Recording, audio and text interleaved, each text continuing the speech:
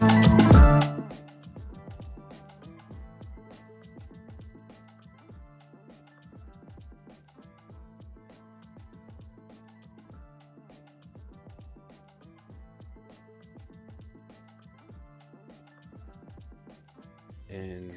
now we come into here.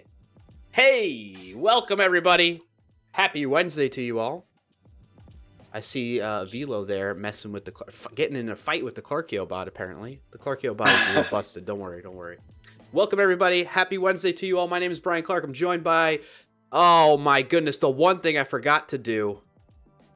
Your name is incorrect on stream. My name is no, Danish. No. I mean, I don't mind being Danish for today. As long as Danish gets to be Cecil tomorrow.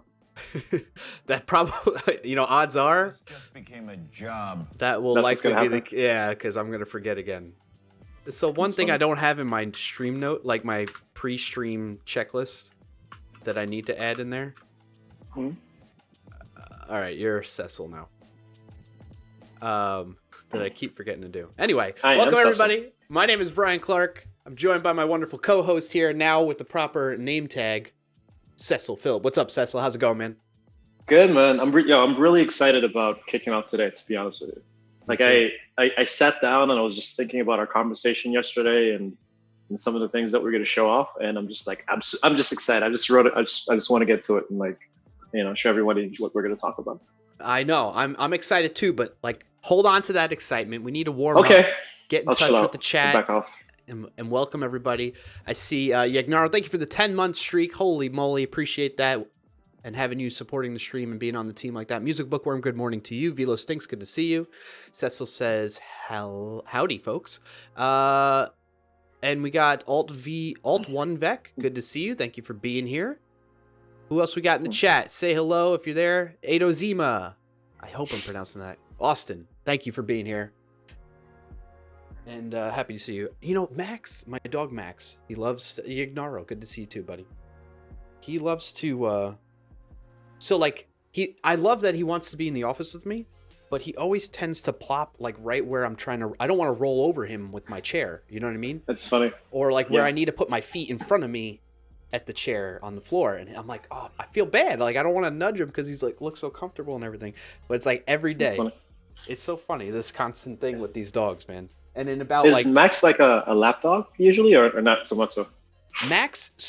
Max is about 30 pounds, so he's not really supposed to be a lap dog. But I mean, my wife and I were. For one, it's my dog's first wife. I was gonna say my wife's first dog, because she was terrified of dogs prior to this, and so we kind of, in terms of training, we were a little lax on these types of things. So he's very much he'll go up on the couch, he'll get on our lap kind of thing, which is not so bad because he's 30 pounds max, basically, literally, that's the highest I think he's ever been. So he's not that big. However, then I did yet again. This is just a reflection of my terrible training. Bauer, we got him after we had Max, and Bauer. What tends to happen when you have two dogs is this: if you get them at different times, I guess this is at least what I experienced. Bauer, while I was training him, would learn from what Max is doing. He'd see what Max does based on how I trained Max, and then he'd see his behaviors and follow the same thing and reflect those, right? So Bauer, being about 55 pounds, thinks he's a lap dog sometimes, and he'll get up on you and everything. And I'm like, oh my god, dude, this is terrible. This is a lot. Yeah. So anyway, that's my little spiel about the dogs. But he'll probably be in here, Bauer, in about how long we've been streaming? 8 minutes? Yeah, usually around the 10 minute to 15 minute mark, he's going to come in here and start nudging me, even though I just let him out to go out again. So just a heads up on that. Adozima says, my dogs do that too. That's funny. Musical Bookworm says, size and lap dog are not necessarily related, at least according to the dog. Correct. Yeah. Don't have a dog now, but previous dogs didn't view their size as a limitation. Yeah. Funny. Have you ever? I don't think you have a dog now, right, Cecil? No, I'd have a dog now. I used to have dogs when I was in Antigua, for sure. Yeah. I used to have Rottweilers. My uncle actually used to raise Rottweilers. I remember Oh, at one nice. point he had like 8 Rottweilers in his yard. I'm like, dude, like this is like a zoo. You know what I mean? They're all running around in the backyard. Yeah. I had Rottweilers. I used to have a Labrador too, like a golden lab a couple years ago. Yeah. But right now, no, I don't have a dog. My son has a dog, but that dog is at his mother's house, not at my Yeah. house. He has a Doberman and a what's it called? A doodle something? Sticker doodle? Or is that a cookie? I don't know. But it's some kind of. That sounds like a lap dog for sure. Yeah, it's a tiny little. Really, it's like they're very like a lot of fur. Like the hair is really long, not short. It's kind of golden. Doesn't get very tall. Snickerdoodle situation. I don't know. But he has those. Dude, so I mean, all those dogs are really good looking dogs, man. Like the Rottweiler, Doberman. I've never had either one of those dogs, but maybe at some point in my life I will. There's like amazing looking dogs, and some of them I think, like personality wise, are easier to train than others. I'm trying to think. I think Dobermans are pretty good with that kind of thing, right? Yeah. Anyway. Yeah. Somebody says in the chat a Labradoodle. Yeah, I think that's what it is. Let me Google that. Matthew Let me D. bing Groves that. says good morning. Yeah. What's up, Matthew? Good That's to see exactly what it is. It is a Labradoodle. Thank you so much. I call it a Snickerdoodle. I apologize. So it's a cross between a Labrador and a poodle. I'm not a fan of poodles, to be honest. Yeah.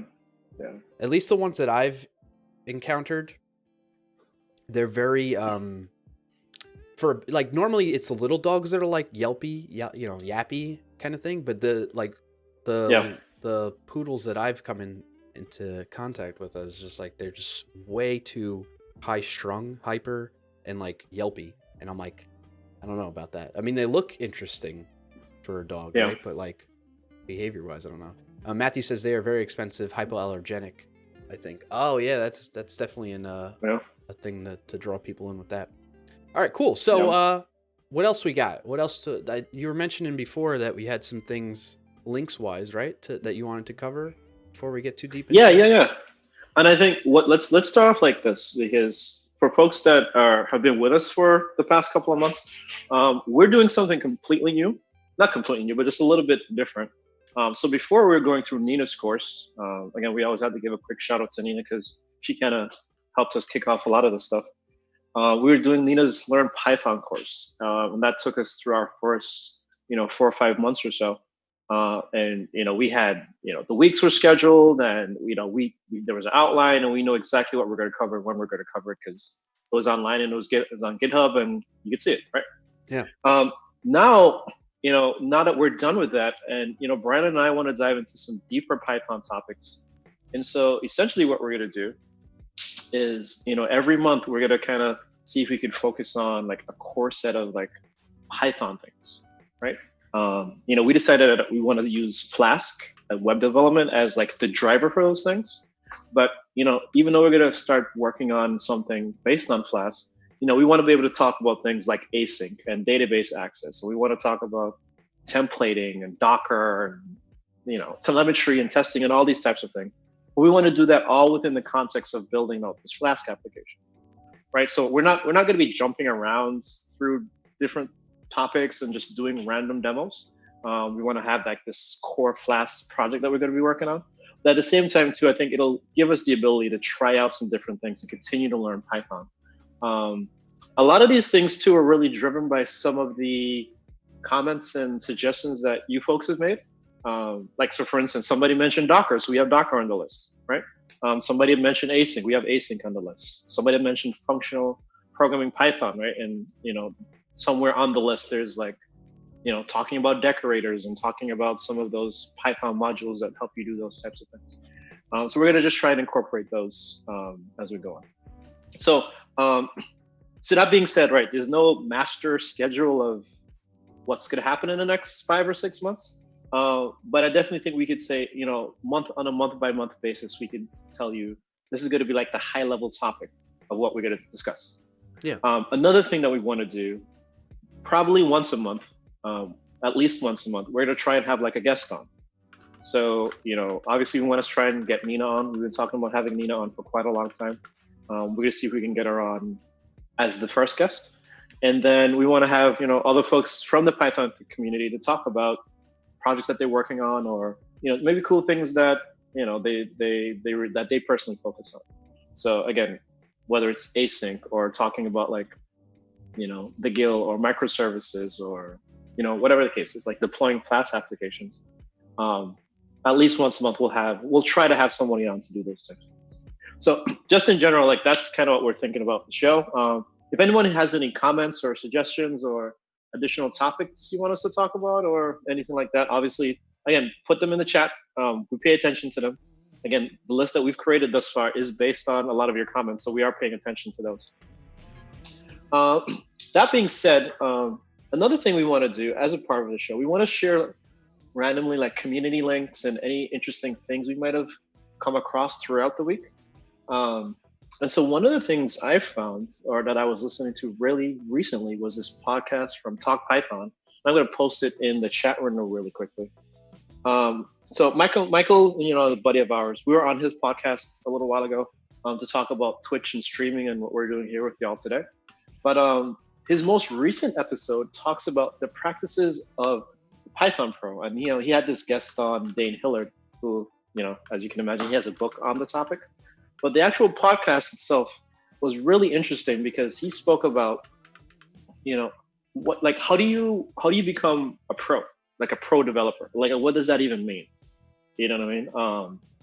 And some folks think, well, hey, I'm a professional developer from the minute that I start to get paid to be a developer.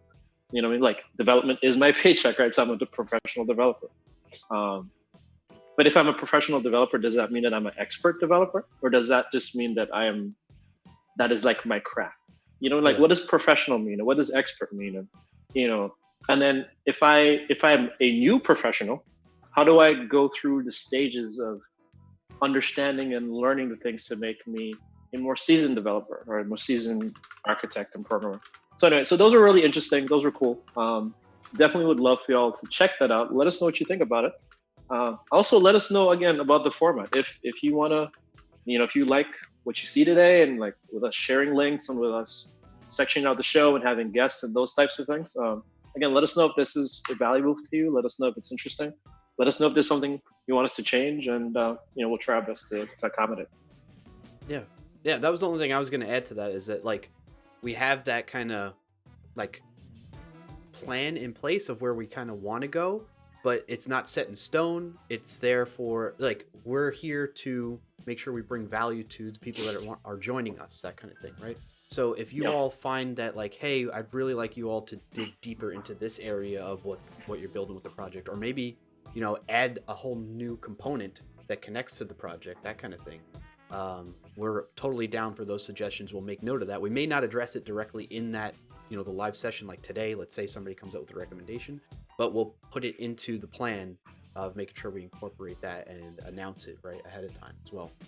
And then the other thing I wanted to mention was like, just really quick, the whole terminology of like whether you're, because it kind of goes into the whole thing of like, oh, are you a real developer or are you not, that kind of thing, right? It becomes very almost territorial, in a sense when people use those terminologies. But like the sense here of like practices of the Python Pro is like really meaning people that are experts, that have a lot of experience using Python. They've learned the ins and outs of it, for one, but for two, they learned like they've made a lot of mistakes that they now know how to avoid, right? And that's kind of like what I think Michael, I haven't listened to it yet. I'm going to definitely take a listen to it to hear more, but I imagine that's kind of what he's covering in that. Did you listen to the whole episode, you said, right? Yeah, I listened to all of it, and you're exactly right. Like, they talk a lot about making mistakes, asking for help, looking for help, and giving help back. Collaboration and those types of things. So it's not one of those, oh, you got to write code, all day, every day, and you got to be like deep in the weeds of compiler theory and stuff like that. It's definitely, it's definitely not about that at all. It's definitely about, how do I become efficient at solving problems, right? Like, how do I identify the problem? How do I ask help about the problem? It talks about, going on GitHub or Stack Overflow and asking questions. right? And then, even documenting those answers that you find, right? And, and obviously over time, you develop certain patterns, you develop certain knowledge about, whatever application you work on, right? Maybe you work in health insurance, or maybe you work in entertainment, or, maybe you work for a school and you write software there, right? Over time, like you just start to develop certain patterns, and you kind of know, oh, wow, well, when this happens, this is what this means. Right? And then I'm like, oh man, thanks, Brian. Like, you saved me like 2 hours. Yeah. You know what I mean? And then if anybody asks, hey, I need a Python person, I'm gonna be like, go talk to Brian, because he like saves me time all the time. Right? In my head, Brian is not the expert, right? Because he saves me tons of time. But maybe in his head, he might not even think that way. But from my perception, it is.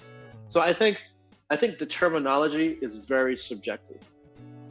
You know what I'm saying? It's very subjective from a, like, what you perceive yourself to be, what others perceive yourself to be. And just I think over time, it's more just about the types of experience you have. And I think the experience is important.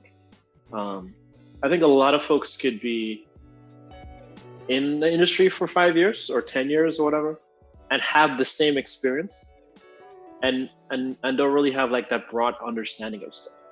Or I could be in the industry for 2 years, but I've seen a lot of different things just by the nature of projects that I work on. And I might know a little bit more about certain subject matters than the person that's been there for 10 years. Yeah. Right? Like, so who's the expert? You know what I mean? I'm not to say one is and one isn't, but like who's a professional, you know? Well, I think in that case, both are professionals, right? And it's a matter of having that mentality of we can always continuously learning. I mean, that's what this being in this industry is all about, is being able, not getting so stuck on like, this is what I know and that's all I'm ever going to know.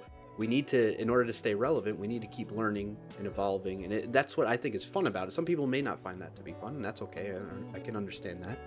But like, to me, that's what's exciting about it, is like you're always challenging yourself with something new to figure out and understand. But in any case, getting back to the point here, regardless of the level of experience or the time-wise experience people have, whether you're 10 years into the industry or 2, I think we can all learn from each other because we have those different perspectives. Just like you said, somebody with 2 years might have learned something like deep that somebody with 10 years never learned in a deep format. They've really only scratched the surface of that particular, like, I don't know, like even in a programming language itself, right?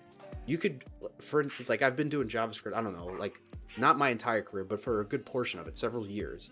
And there's definitely still aspects of JavaScript that I don't know really that well. I just know of them, kind of. I just haven't used them in practice. Where there's going to be somebody that might be a year into, working and using JavaScript, and they know that better. Like, I don't know, maybe using map function effectively in applications. That, like, they're going to know that better than me. So I could still learn from that somebody that, yes, in the sense of like time-wise, they're junior to me, but in the sense of like the map function, they're senior to me. Like, and I can get some value out of, an education out of them to learn from their experience that they got out of doing that, to save me that time so that I don't have to spend too much time learning it myself, like you were saying before. So, anyway, I think we kind of beat that one to death, right? So, looking at the chat. Yeah, go ahead. You got it. I was gonna say, looking at the chat, like Updoc says, like we all need each other, and I mean that's it, right? And I think that's a statement that spans any discipline, right? It professionally, personally, however you want to look at it.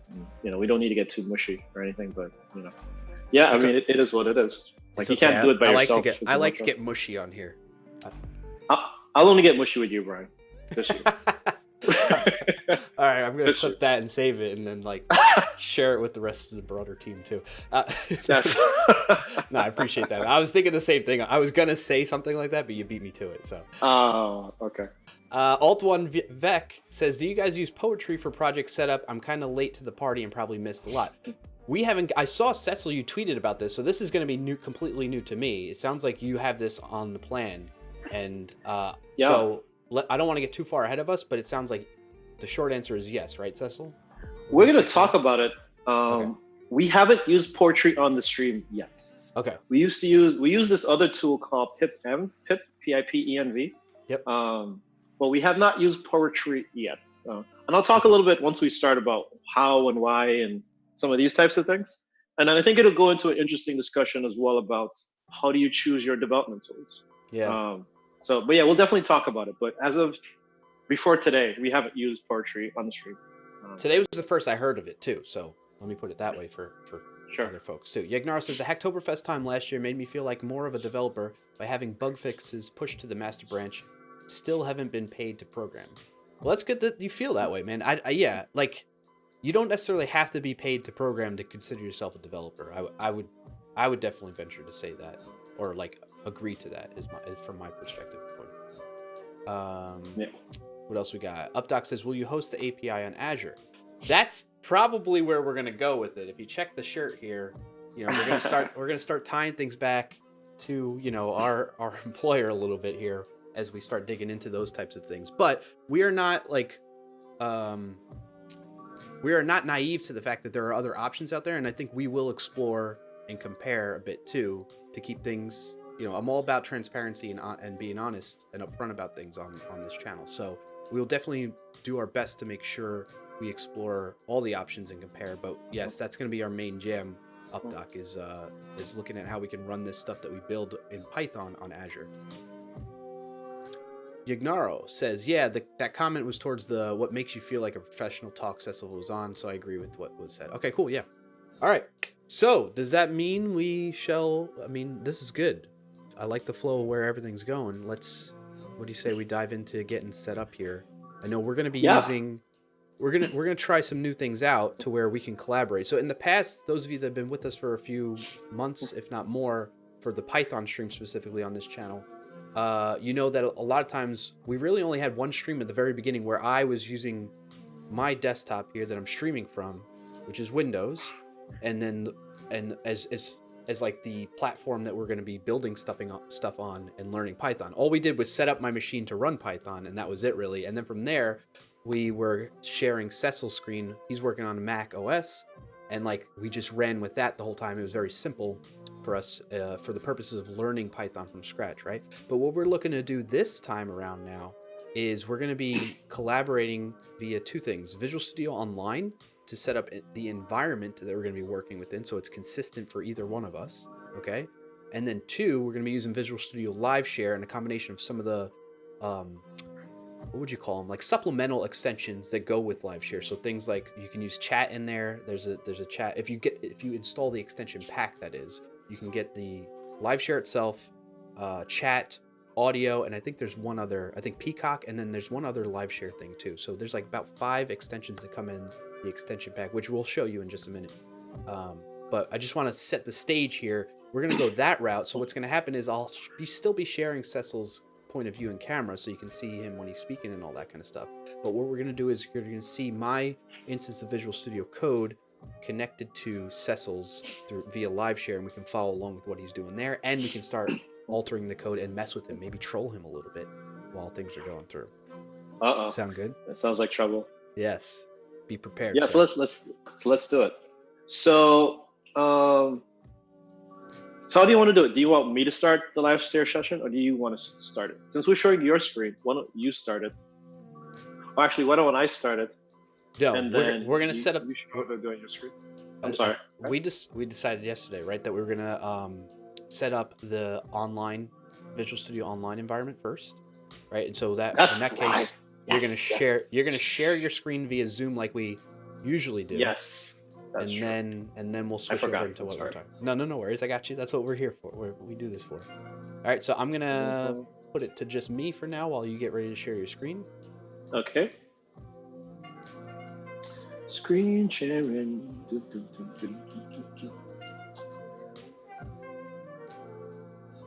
All right. I am going to. I was like, did that scare you? Well, because I just moved the window to another screen. I'm like, what is happening? Like, did I press something? Okay, so sharing my screen now. All right, hold on. Let me bring it onto the stream here. Okay. And let's see if I get your camera in just the right spot again. It's always a fun game to play. There. 3, 2, 1, testing. Yes and no. What is that? Getting Kind of, rendered sort on- of. What is going on right there? I don't know. I don't know what that is. This is my browser moving Oh, around. Zoom 2. It's- Okay, never mind. I got you. That was me. That was Oh, from our okay. little remnant from our testing the other day. From the Anyway. All right. All right. So what we're gonna do first is we're gonna set up so today's theme, I guess you could say, is all about setting up your environment. Mhm. Right. So how do I set up my make sure I have the right version of Python installed? I'm gonna set up a project structure. We're gonna create a Git repo and make sure that we could push and pull, and we're gonna talk about that a little bit. And then probably install some Python packages and stuff like that. But today's theme is really just about setup. Excuse me. Now, like what Brian mentioned, is we're going to use Visual Studio Online, right? And Visual Studio Online is just as you can imagine, it's a online environment where you could create, work on projects. You could, edit code. But you don't have to have any of those types of assets or dependencies on your local machine, which I think is really cool. So if you think, a lot of the time, some folks are like, hey, I need to build a thing, but I got to install this dependency and that dependency, and I got to do all this stuff. And sometimes you don't want that stuff on your machine, right? Like maybe we're working on Node.js. Maybe I don't want Node on my machine. Or maybe I don't want Python on my machine. Maybe you want to keep your development machine as clean as possible. And that's a thing for some people, right? In that case, what we could do is use Visual Studio Online. And what this will do is it'll actually create a Docker container that's hosted in the cloud. And this will allow you to, again, connect to that environment. And so all your building, running, testing, compiling, all that stuff is going to happen on that remote machine and not on your local computer, which I think is really cool. Quick question in the chat is, oh, you already answered it. Okay, well, the question was it full-fledged Visual Studio or Visual Studio Code? It is full-fledged Visual Studio Code in the browser. And so what you'll see in a little bit, we're gonna probably use a little bit of both, like both VS Online, the editor, and also Visual Studio Code, like the regular standalone client, right? And we'll see a little bit about how those work. All right, so I went to online.visualstudio.com. Now I'm already logged in. I shared a link in the chat too, folks, in case anybody wants it. Yeah. So if you're not logged in, let me do this. I'm going to open an incognito window just to show you what it looks like if you're not logged in. If you're not logged in, it'll do a thing like this, right? And it'll say, get started, sign up for the public preview. And this isn't public preview. So, they're still working on stuff, and, obviously we appreciate your feedback. You click on get started, and then it'll ask you to sign in, and then you do the whole sign in dance and so on and so forth. Like you like to sign in with a Microsoft account. That could be if you have anybody has a Hotmail account or Outlook account, or maybe you have a work account or something like that. I think Live too, right? That's still a thing. Yeah, if you have a Live account, any of those things that attach to, again, Outlook or Hotmail or anything like that, like you sign in with that, and then now you'll have an account. And then after you create the account, it'll ask you to create what's called like a plan, right? This thing is not a free service. We'll be 100% honest with y'all. You have to pay for it. And before we actually create it, let's take a look really quickly at the pricing for these things. Now, I always found looking at these Azure, not even just Azure, like any cloud pricing sheet is super confusing to me. Yeah, because the units of measurement are really foreign to us. We're just developers, right? We don't know units consumed per hour. We don't know what that means necessarily, right? It's yeah, I get it. And maybe you could spend the time to calculate it and be like, well, how many hours on average does my developer keep his computer on? I don't know, man. Until he's done coding, right? He or she's finished coding. Yeah. So what we're gonna do instead, we'll head over to right here. It says calculator. And inside of the calculator, what we could do, I'll search for Visual Studio Online. Here it is. Right? It says Visual Studio, add it to the calculator. I'll view it. Now, let's say I have a developer that works 40 hours a week, right? And like 40 hours a week of active work time. Like I'm connected to the environment and I'm coding and I'm doing stuff. But then I also have the hours that the environment is actually created, right? So your environment is there and I might not be logged into it all the time. But then I have the hours that I actually am logged into it, right?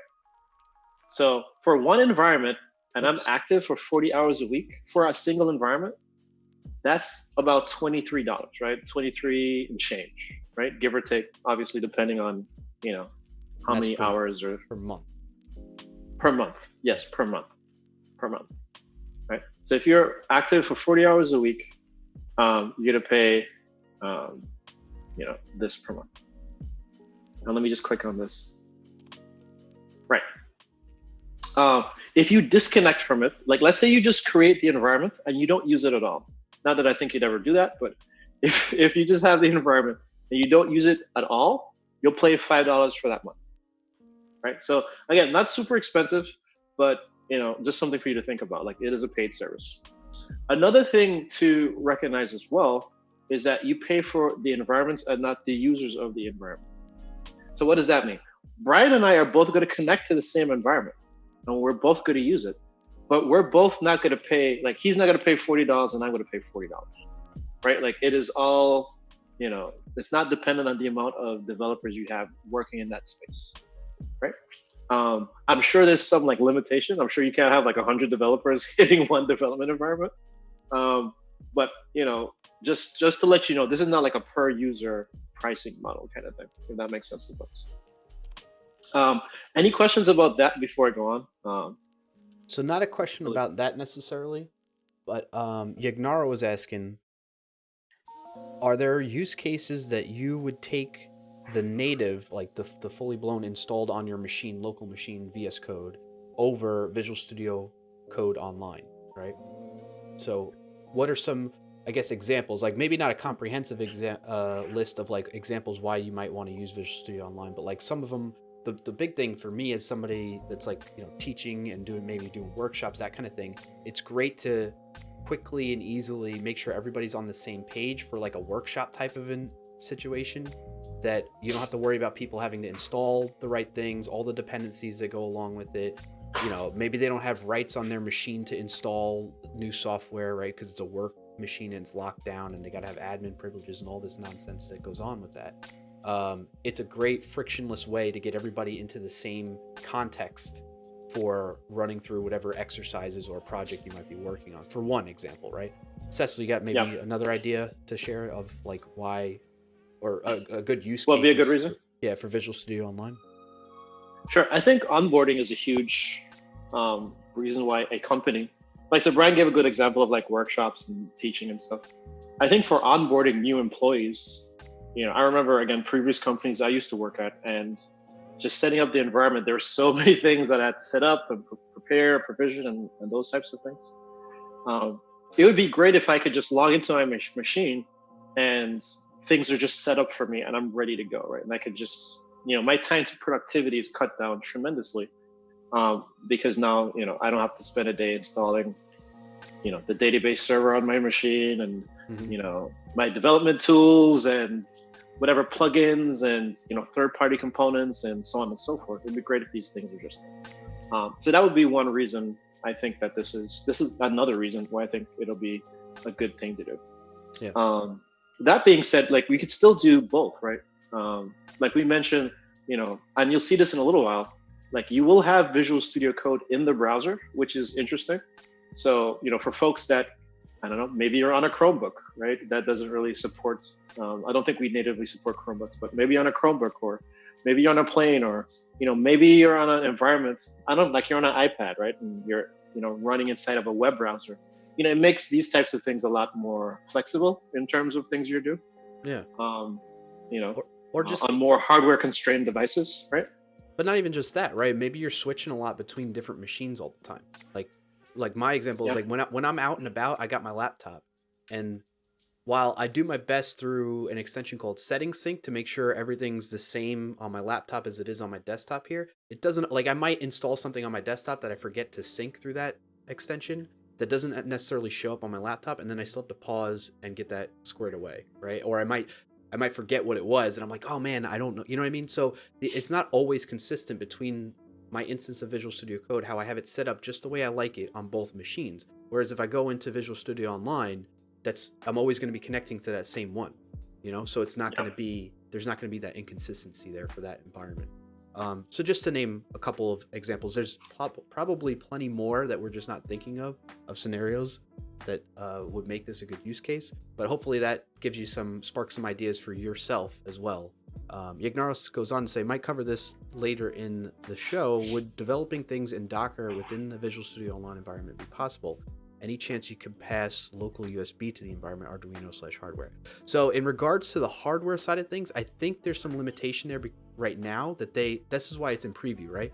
So I had actually, when I was doing the Circuit Playground Express talk, I tried out, because it was right at Ignite when they announced Visual Studio Online, and I was like, all right, let me try out this thing as part of the talk. And part of it is connecting to the actual physical Circuit Playground Express device versus using the emulator in Visual Studio Code. And they need to, tap into the browser capabilities of connecting to hardware on the actual host machine somehow. I don't know necessarily how that might work yet, but I think it's on their radar. Let me put it that way, Ignaro. I don't think it's there just yet in terms of connecting to local USB type devices and that kind of thing that's on the actual the client machine connecting to that environment, right? So yeah, good question. I just don't know that it's there yet. And again, this is still in preview right now, right? It's public preview, so that kind of feedback is super helpful. Yeah, and we could copy that, and we could even ask the question to the team. But yeah, I'm not totally sure yet. But in terms of it being running or working on a Docker container, so when you create this environment, like it actually is creating a Docker container. So it's not spinning up a VM.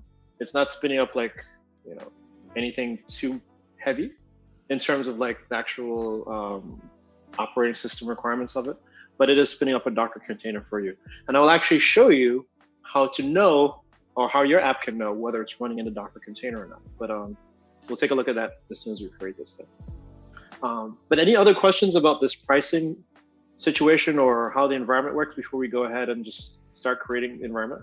There is one about pricing as well. Musical Bookworm says, are there any fixed price options for online services? I know at least one previous employer that avoided cloud services specifically because of the unpredictable nature of pricing as opposed to locally hosted servers. With this in particular, I don't think there is right now, right? Not that I know of, but so you see this part here at the bottom that says licensing program. So I'm in the calculator right now, right? Mm-hmm. There's a licensing program option. Again, this is in the calculator view that I'm looking at.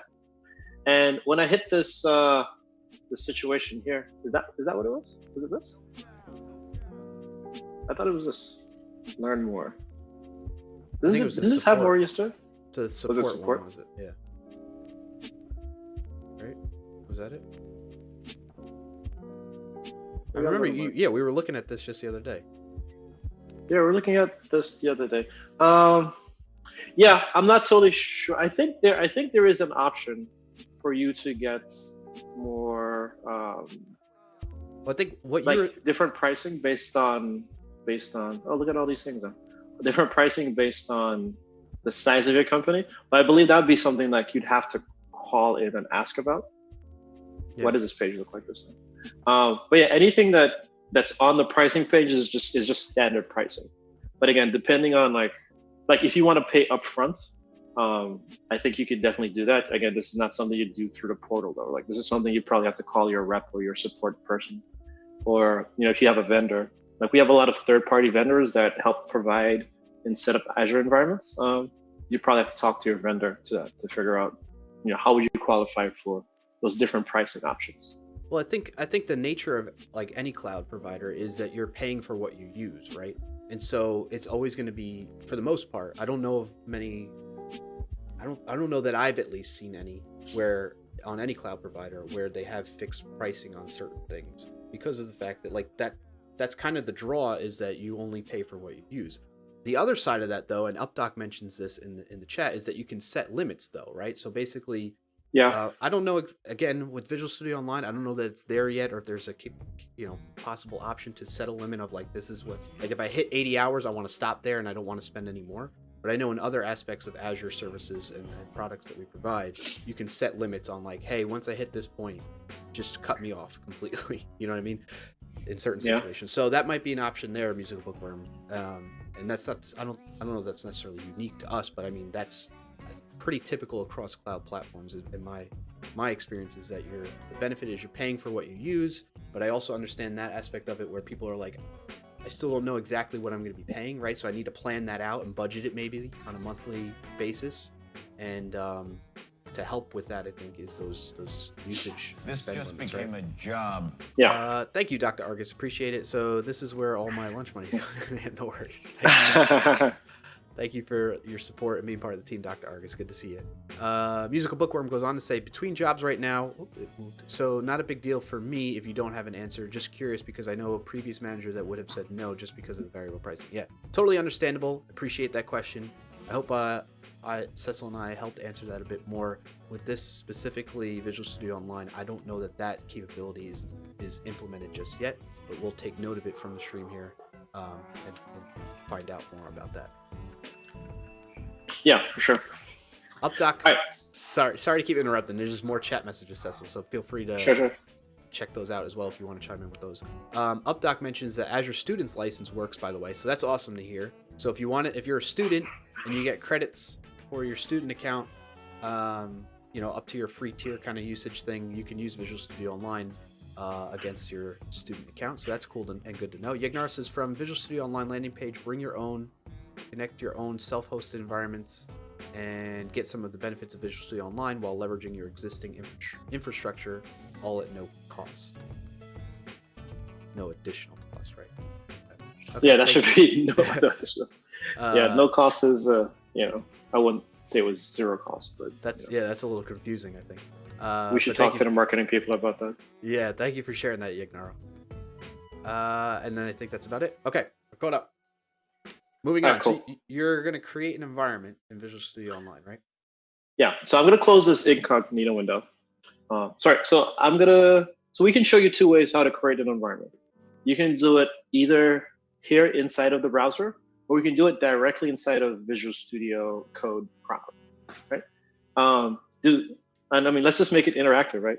Let me know if there's any preference between, do you want to see how to create inside of Visual Studio? Do you want to see how to create inside of Visual Studio Code?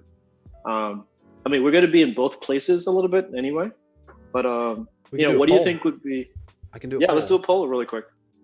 You want to see it in the browser, or do you want to see how to create it inside of Visual Studio Code, the editor?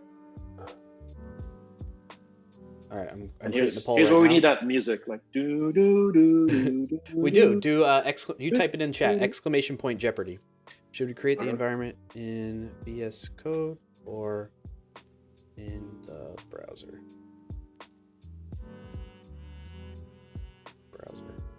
Currently there's a VS Code browser. This chat window. There we go.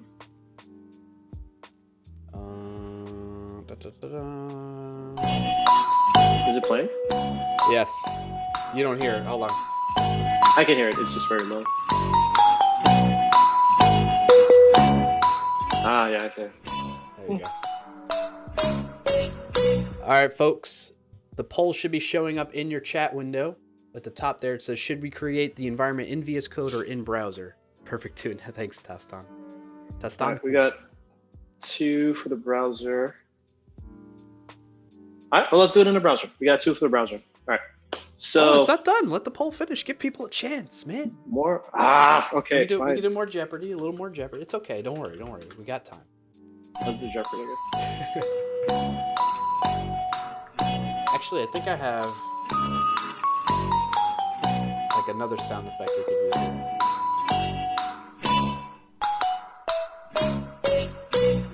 Oh, you know the SpongeBob, like 2 hours later. Ender hit us with the fart. Thank you, Ender. All right, everyone get their votes in. Get your vote in. Browser or VS Code? Browser or VS Code? What do you think? We got 9. See, I told you we should wait a little bit. We got 9 for VS Code, 10 for VS Code, 5 for the browser. Excellent. Wait. Oh! You see You that? know what? I'm so sorry. You know what happened? What? I was looking in the chat to see what people were typing in chat. I didn't notice the poll thing at the top. Yeah. It's a Twitch thing. That's why I was like, I need to. Oh, we got a Bower tail here, by the way. I didn't notice. I mean, I've known Twitch has had this polling thing. I've used it a couple times here and there, but I was like, this is a perfect opportunity to do that. Right. Yeah, I totally didn't. I didn't notice it popped up. That's why I was like, I only saw 2 people in the chat say browser. Yeah. So I'm like, oh, yeah, let's just do it in the browser. Okay. So I'm glad we waited because like VS Code is winning by a landslide instead of in the browser. So we have 13-5. VS Code has won. Poll has ended. View the results. Yep, 13-5. Thank you all for participating in the poll. We appreciate your input. Please keep all hands and feet inside the vehicle at all times, until it comes to a complete stop. All right, cool. So the VS Code is the answer. So let's see how to do it in VS Code. All right, cool. VS Code it is. All right, so I have my VS Code instance that is here. Gonna move that over a little bit. So again, one of the things we love about VS Code is the fact that it has so many different extensions to it out of the box. If you just install VS Code, you're not going to have the ability to connect to Visual Studio Online, right? You're gonna have to install an extension. And so in the action bar, that's what it's called, right? This thing at the side, right? Activity bar. Activity bar, sorry. In this situation at the right side, that has all of these icons, I'm gonna click on this extensions tab, and then I could search for Visual Studio Online, right? And then in a second, I should be able to see here, notice it says Visual Studio Online right here, right? Now I already have it installed, but you would have like an install button. Click on, really quick, if you don't mind, click on the title, Visual Studio Online in there. That'll open up the link in your browser, and then you can share that in chat with people. Okay, sure. Yeah, I'll pop that in the chat really quickly. Okay. There we go. Oops, come back. Great. So again, I have it installed already. If not, you would have had it installed. You have an install button, and you just click on that you could use. Now, with that setup, I can head over. You have to sign in, right, from that too as well? Yeah, that's true. You would have to sign in. Again, I don't want to have to sign out and sign in because I don't want to show you all my passwords and stuff. But it would ask you to sign in. So very similar to what you'd have done in the browser. You'd have to sign in with like a Microsoft account, whether it's again Hotmail, Hotmail, Live, whatever. And actually, and folks don't seem to know this, but you can actually make your other email, like your Gmail account or your Yahoo account or whatever that you use, a Microsoft account. All you have to do is just go to accounts.microsoft.com and specify the account that you want to use. So that's an option as well. And I say that because I know a lot of folks are like, hey, I got to sign in with this Microsoft account thing, but I have a Gmail account and I don't feel like creating a new email. Well, you don't have to. Again, you can just go to, and I'll just show you really quickly. It doesn't bother anyone. You can just go to accounts or accounts.microsoft.com. And I mean, I already have an account, right? But if you, and I don't want to sign out because then I have to sign into everything. But if you come here and you go to your, go to create an account, all you have to do is set it up with your Gmail account or Outlook or whatever it is that you want to use. And you'll be able to sign it with different things using like that same email. So again, little quick thing in case you don't want to have like a million random emails all over the place. All right, so now we'll have this installed. That shouldn't take too long if you've done that already. And another option that you should see in the activity bar is this thing that looks like a computer that says Remote Explorer. On my activity bar, it's right above where I have extensions. Right? So I'm going to click on that. And notice it says here VS Online, right? So it says Remote Explorer, VS Online, because we installed the VS Online extension. And now I'm going to click Create New Environment. Now I can do custom settings. I could do default settings. Let's just, for the sake of being easy, let's do default settings. Here it's asking me, specify the Git repository or URL. Now, what this will do is if we have a thing in Git already, when I create that environment, it'll just go ahead and do a Git checkout from master or some specified branch. So whenever the environment is created, it'll just have our code and stuff like that already provisioned. Now we haven't created a repo yet, so we're just gonna leave this blank for now, and that's fine. And now we gotta give this environment a name. I'm gonna call this Python test. Let's not call it test. Python stream Flask. What are you doing, man? I'm sorry, but so Megatronus 8010 makes an excellent comment. Says, okay, so first time here. Why are there two dudes in the stream? One's doing all the work and the other one is stroking his beard. Welcome, Megatronus. Happy to have you here. You're not wrong. You're not wrong. But Brad's gonna start coding it a little bit. Yeah. No, I never code on my stream, man. You'll see more, Megatron. You'll learn. If you choose to stick around. If not, totally understand. But thank you for popping in and for your excellent comment. Why are you stroking that beard, man? I can't help it, man. It's just a habit that it's just there now. So you gotta it's just there. I just gotta. All right, I'm just gonna go like this. All right, go. All right, so right, so we're in Visual Studio Code. So I'm gonna give the name of my environment Python stream Flask, and now at the bottom, this might be a little bit small for y'all to see, but it's gonna say creating environment, and I'm just gonna wait for it to create. Now I'm just in the way too. Now what's actually happening in the background is it's gonna create a Docker environment. And I think it's gonna create a Ubuntu Docker environment. I think it's using Ubuntu 18.04. And look, see, it didn't take too long. It's already ready. It's ready to go. I'm gonna click on connect. Connect, okay. Right. So now what's happening is that it's connecting. Oh, that's nasty. Sorry. Excuse me. So first, see that what happens when you stroke your beard? You stroke your beard and start farting, dude. Like, is that what it is? Yeah. Pretty much. What was I saying? Right. So we created that environment, and then when we hit connect, now my Visual Studio Code instance is, I guess it's connecting to that environment that we just created in Visual Studio Online. So that means that any code that we write, any tools that we installed are going to be on that remote Docker container, and they're not actually local on my machine. Right?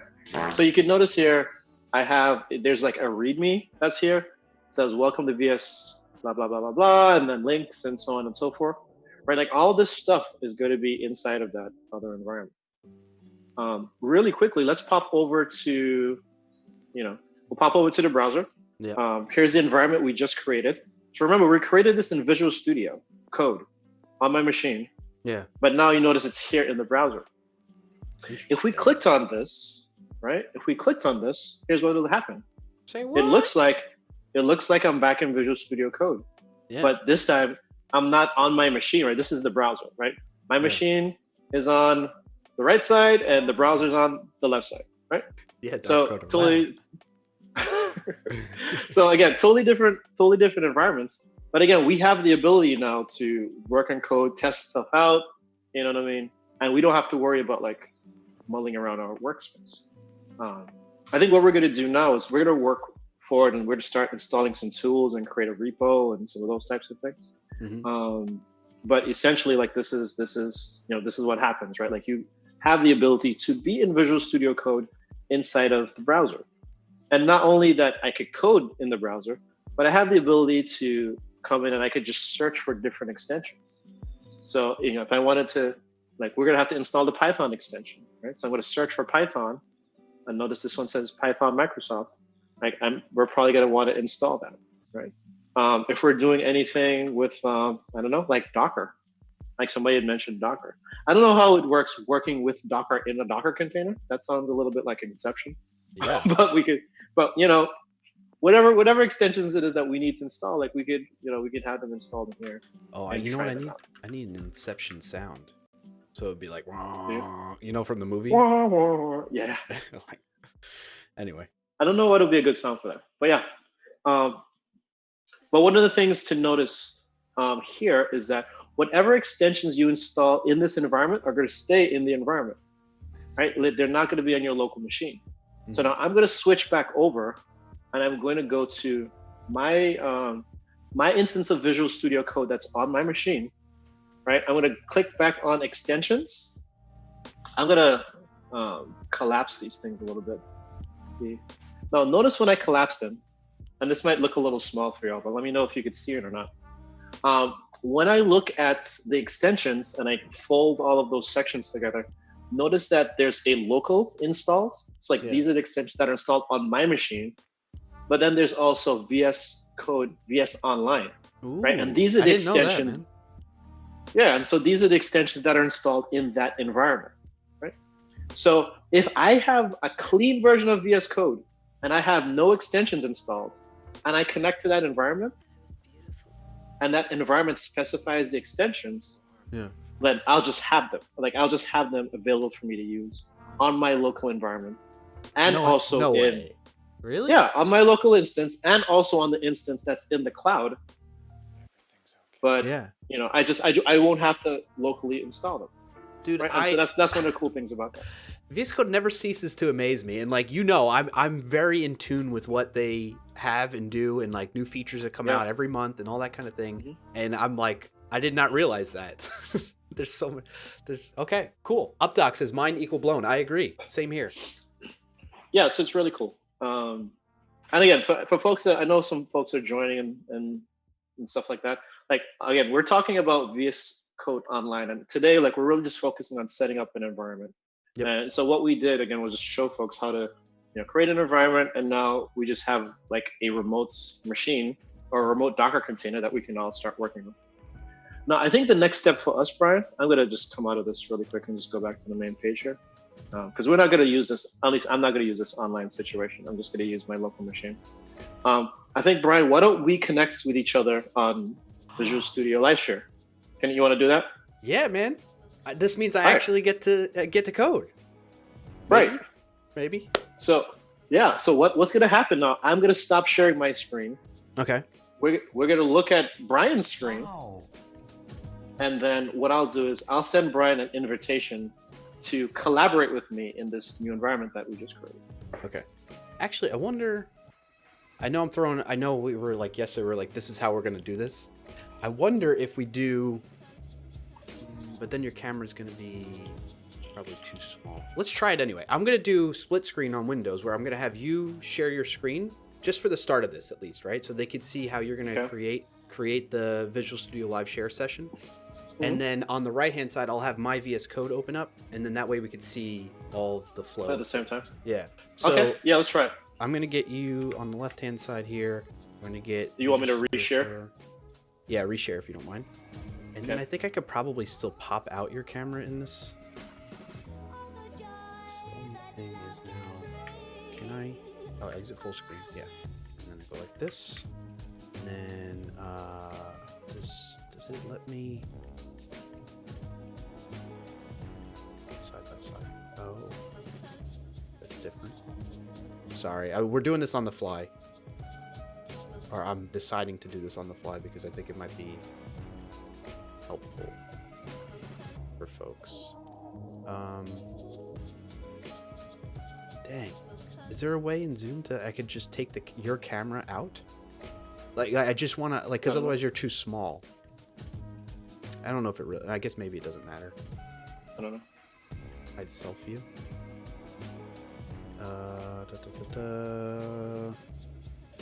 Video. Swap it. Well, this should be fine. This will be fine.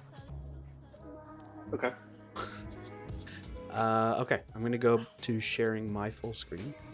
OBS skills on the go. Yeah, RD9. So even though I guess I can hide that maybe if you're frame, or maybe I'll go like this actually.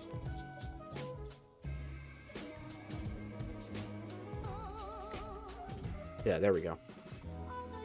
All right. So am I the left side? So Cecil's over there all the way on your left-hand side, chat. Very tiny up in the top of the screen, but we still see his screen to some degree. Kind of want to make it bigger so people can probably read that better. Okay. And then I'll have my stuff to the right here. And I'll probably need my browser ready to roll too. All right, so I got my browser ready. Why don't you go ahead and can everybody see that? All right, let me do just a quick check with everybody. LOL, Cecil so tiny. Yeah, Doc. Well, I'll make his camera back big again. Fracbrix is coding on a Clarkio stream. I suppose there is a first time for everything. Thanks, everybody. You're all so kind to me. RD9, good to see you, by the way. Thank you for being here. And thank you for the follow. POI. I'm not going to try pronouncing that. Everything looks good. We can see it all. Okay, cool. All right, so Cecil, go ahead and create that live share session. All right. So... I just can't. Oh my god! All right. I'm farting. So live share really is just a way for us to share like development environments between like multiple people, right? So like if me and Brian want to like pair program but we're not together, like it's a good option for that. But just like VS Online, like live share is not something that comes out of the box. You'd have to install it, right? So you click in that activity bar, you'll go back to that extension section and you search for live share. I'll do that here really quickly. And you could click on either live share or there's this thing called the live share extension pack, which an extension packet really is just like a whole bunch of extensions in one. Just kind of just saves you time. If you scroll down in there, it'll show you all the extensions in the pack right there. Included extensions. So live share itself, live share audio, live share chat, and then Peacock. So it is just 4 extensions. And then they have recommended ones below. And there's ones that they suggest, but like these are the main ones that you get. So, if you're working with someone, you could talk to them like audio. You could chat with them in text, and we could code together. So you have that whole immersive developer experience, which is cool. But anyway, if you want to install it, you can. It's right here. I already have like some of that installed, so I'm not going to do it. Where's the thing? Right, so when you install VS Live Share, you're gonna have this situation here, this Live Share tab, and now it's gonna show like recent contacts, if you have any or anything like that. What you wanna do is, at the top, it says start collaboration session, right? I can either start a collaboration session or a read-only session, right? The read-only session essentially just means you can see and you can't touch anything. The collaboration session means that we could code along together. So if I code stuff and Brian codes stuff, like we're going to see the code moving around and happening on both sides of the table. So that's what we're going to do. So I'm going to click on that. And then it says starting collaboration session. At the bottom, it says invitation link copied to clipboard. Okay. So now I have a thing that I could send Brian.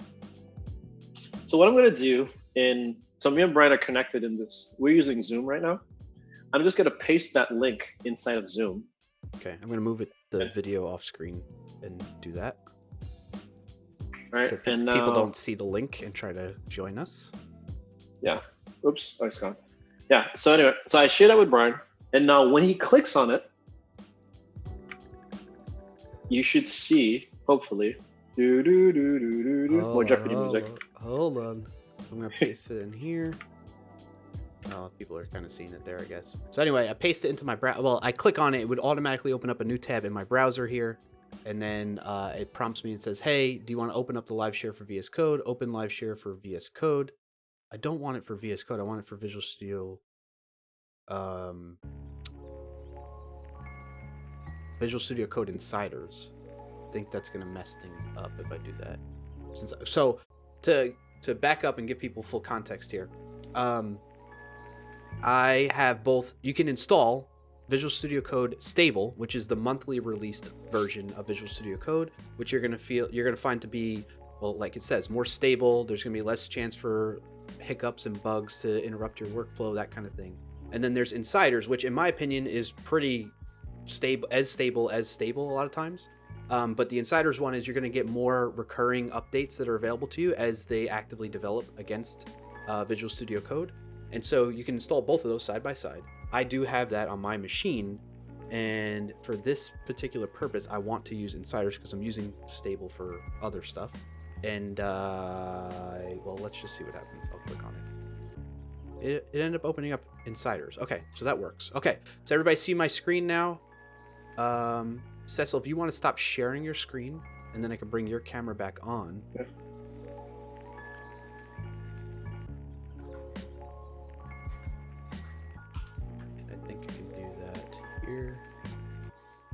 this one.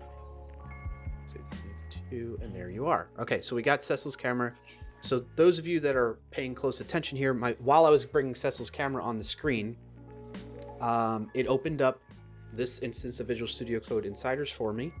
It doesn't have to be Insiders, by the way. You could have just stable. It'll be fine with that. And then we got a couple of notifications. Some things that are specific to my settings. So like files.hotfix workspace settings didn't quite go. Git Lens, which is an extension that I have. And then for some reason, the live share chat says unavailable for this session since the host does not have it. So that we can take a stab at in just a second too. But essentially, I'm connected now to Cecil's live share session that's hosted and started in that Visual Studio Online environment. And the way I know that is I can expand. Let me zoom in a bit more here so people can see what's going on a bit better. There, you'll notice that there's this workspace in the Explorer view here. I can expand that, and there we go. I have that, like right now, it's just a README that comes with this environment. And then, oh, look at that. We can see Cecil's cursor. Hi, folks. Brian's machine is haunted. Well, thank you for that. I need to bring the chat back up because I'm missing out on all that right now. Okay. What do we got in the chat? Dark Coder says live share only works in Visual Studio Online. Oh, you already answered that. So just to make sure, those of you that may be listening to this, you don't see the chat right now. The answer to that Cecil shared is live share works with Visual Studio Code. It doesn't have to be through Visual Studio Online. And anything else that came up? No, and then it's free. Some folks wanted to know if yeah. there was a subscription to it.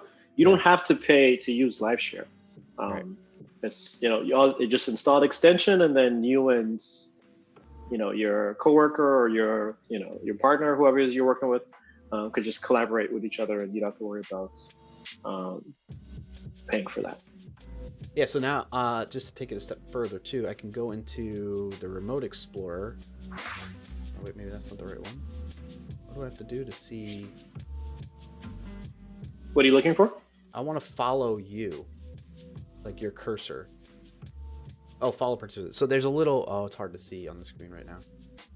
There's this little thumbtack icon here, folks. If you hover over, it says follow participant, or there's a keyboard shortcut, Control-Alt-F. But I'm pretty sure there's another way, like through, I have to have live share installed, right? Yeah. Yeah, it's installed. Okay, so where's the little view? I mean, go to the live share Oh, tab. that's why it's hidden. I have too many extensions installed. That's why. I was looking for the live share tab in the activity bar. It was hidden under these 3 dots. That's why. All right, so I went to that. This is the live share icon. And then now I can see the session details, who's my contacts, and then I can tweet for help. Should we tweet for help right now? No. That's your feedback. Session. So what I can do now is I can click on this to find where Cecil is. Right now there's just one file, the README, but let's say this project is larger, many folders and files in it, and I lost track of where Cecil is. I can hunt him down by just clicking on this, and then I can say follow to the side. Oh, you could split it. Oh my gosh. It's been a while since I've done a live share session, to be honest with you all. So I could actually be like in one side here in the split view. I can be in another file. So let's say I go in here and I go, test hello.md, right? So I'm working in this file, but I want to follow what Cecil's doing at the same time because I'm worried he's going to try and troll me or something here. I'm going to say follow participant, or I could say follow to the side. So that means he's going to be in there. I'm going to be here. I'm working in here, but I can also see what Cecil's doing in the split view here. That's pretty cool. I like that. Oh, I didn't know you could do that. What do you do that? You go participants, follow to the side. Okay, I see. Session details, right click on the username and say follow to the side. And then That's very cool. That will create the split view. And in one of the views, it splits the editor view. Wow. Yeah. One of them, thanks Dark Coder. One of them will open up to where the other participant is. So you cool. can So me. So like you can do stuff over there. I could do stuff here. And I can't spell here either, apparently. Can do stuff here. And then we can look at each other, like, build all the things. Yeah. That's So awesome. question in chat from Updog. Do you need to push your new file to Cecil in some way? I don't think so. So Cecil, can you go to the hello? Do you see the hello.md file in the workspace now? Yeah, I see it in the workspace, So and if you click on it, since I'm following you, it should show up in there in that side view. Yeah, look at that. Wow. yeah. So the thing to remember is because no, what we're showing you right now has nothing to do with Visual Studio Online. So like, and then I think because we're doing them at the same time, folks are kind of like mixing the capabilities together. Mm-hmm. Now, Visual Studio Live Share allows us to share an environment, right? So if this environment was on my machine, I'm sorry, you were saying something? Sorry, never mind. You're right. I misheard you in my head. Go ahead. Visual Studio Online Visual Studio Live Share. You were saying allows us to share an environment. Right. Visual Studio Live Share allows us to share an environment. So whether that environment is, on my desktop or on Brian's desktop, or if I'm SSH into, I don't know why that's hard for me to say. SSH into the thing. If I'm remotely logged into a machine, right, and I'm working with something there, right, all Live Share does is say, hey, Cecil can start a session. I can invite other people to the same session, and all they're doing is they're looking at the same files and folders and things of that nature that I'm looking at. So, as Brian is typing code in the session, none of those files are on his machine. They're actually on my machine, right? And again, we can have multiple people inside there as well, right? So, because I am the host, whatever environment I'm connected to, all of my guests, Brian is a guest, right? In this particular instance, all my guests would be able to connect it to, and they could create files and do things inside of there. Yeah. Now, Visual Studio Online just happens to be where I'm hosting a remote environment, right? So I'm using Visual Studio Online to be the host of the environment because, I want to keep my personal machine clean for whatever reason. Trust me? Well, I mean, we might have compliance reasons, right? Compliance might say, hey, this is not like a secure machine, whatever, right? Like, I don't want you to install the code here. This code all lives in Visual Studio Online for whatever reason. But now, because I'm working on it, and I'm like, hey, Brian, I need you to help me with something, I could bring you in on a live share session, and then you can look at my code. Maybe we could do a debug thing together.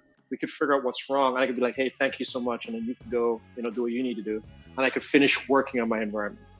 So there's two different products that are working here in tandem. So there's Visual Studio Online, again, which is hosting the environment. That is a paid product. And then there's Visual Studio Live Share, which is just an extension, and it's free. And you could use it however you choose to use it, right? You can use it at work. You can use it in pet projects. A lot of folks, you ever had somebody call and be like, hey, I got a problem with my code. Yeah. And then you have to like Skype with them to see what's happening, right? Like now, well, you don't really have to do that anymore. You can just call them on the phone or, voice call. You could do the audio part of the extension too. Oh yeah, that's right. There's an audio thing in here. There's a chat thing in here. So now, you can say, hey, Brian, I got this thing. I can't figure out this chatbot. Can you help me? I'll invite you to my session and we can work on it together. Yeah. So one thing, Doc. I know we had that question. Just a minute, just to kind of like wrap that all up. So Visual Studio Live Share is basically you can host and share your Visual Studio Code instance, that environment that it's in, whether it's on your machine or it's in some remote environment, like in this case what we're doing, Visual Studio Online, and you just act as the host basically. That's the gist of Visual Studio Live Share there. Whereas Visual Studio Online is just creating an environment that's for coding that you can code in. Yeah. Like just like in like very simple terms. It's not exactly the perfect definition of both of those, but hope that helps. So Updoc has a question you mentioned. Yeah, Updoc had a quick question. He's asking, he or she are asking. I don't know if that's a boy or girl. Can you set? Now the chat's moving. Where'd it go? All right. Can you set permissions for a participant? Like you can only work on this file. As of today, it can let you could either be read only or you could do read write. I don't think you could have like file specific permissions, but that's good feedback. We could forward that on. But as of today, you cannot. As of today, it's either you're either read only or you have the same level of permissions that, same level of permissions in the editor that, the host does. I think if you bring up, we're not going to be able to see this because we're not looking at your instance of Visual Studio Code. But if you bring up the command palette and you look through the live share, it should at least list out some of the type of permission related. Like, I don't see that because I'm a guest, but if you're the host, you get different options. On how to, like, because I know there's one thing where they can explore, like you said, that you can give them read-only access to the project, or you can give them read and write. But then you can also do very similar things with the terminal, right? Maybe they could read what's in your terminal. If you were to pop up the terminal right now, I can get a read-only view of that, or you can get read and write access to the terminal as well. I don't know that there is, like you were saying, I'm not sure either. If there's a way to like get even more fine-grained permission. Well, we could definitely ask. Yeah. But like what Brian was mentioning there, so right now he has, the way that we have it set up at the moment, Brian has access to the folder structure, right? He doesn't have access to my machine. He doesn't have access to like browse my file system or anything like that. And then even on top of that, we're connected to VS Online. So even if he was supposed to execute some commands, like they still won't be executing on my machine. They'd be executing on that environment we created that's hosted in Visual Studio Online. Which is even safer than now, right? That's another use case, I think, like we were talking about before for Visual Studio Online, is like you isolate people's access to things more. That's totally correct. There's even more, isolation, right? The more separation of concerns, I suppose, from that perspective. But we also, like, if I ever wanted to run like a local web server, like there's options to give the participants or the guests specific access to the web server. So I can run, if I run a local debugging session with a web server that's in VS Code, then I'll be able to share that with Brian, and then he could, like, his local host would become mine, right? And then now he could be able to do that. And we'll probably see some of these things. We'll probably see some of these things as we go on and we actually start coding, right? We build some Flask stuff. And then I also have the ability to share the terminal with them. And I think that's what we're going to do next, right? Because I think the next couple of things I want to do is show everyone like the type of machine that's here, and what version of Python does this machine come with by default, and doing some of those types of things, right? And because again, this is a remote Docker container, there's no UI for us to click around and do things, and we got to go into the command line and start exploring some of these things. Yeah. So before we do that, let's take a quick break actually. And then when we come back from the break, we'll dive into MXGTV. Thank you so much for the subscription. Really appreciate it and happy to have you on the team. When we come back, we'll jump into you. I think you're going to need to share your terminal with me. And then that way we can see what you're doing. And then we'll go from there. Yep, sounds good. Cool. All right, folks, we're going to take a quick break, maybe about 5 minutes, and we'll be right back. While we're in the break, feel free to check out some of the sound effects you can play. That might trigger not only sounds, but visual effects that you'll see on the screen that you might find fun and interesting. So we'll see you in a few minutes. We'll be right back.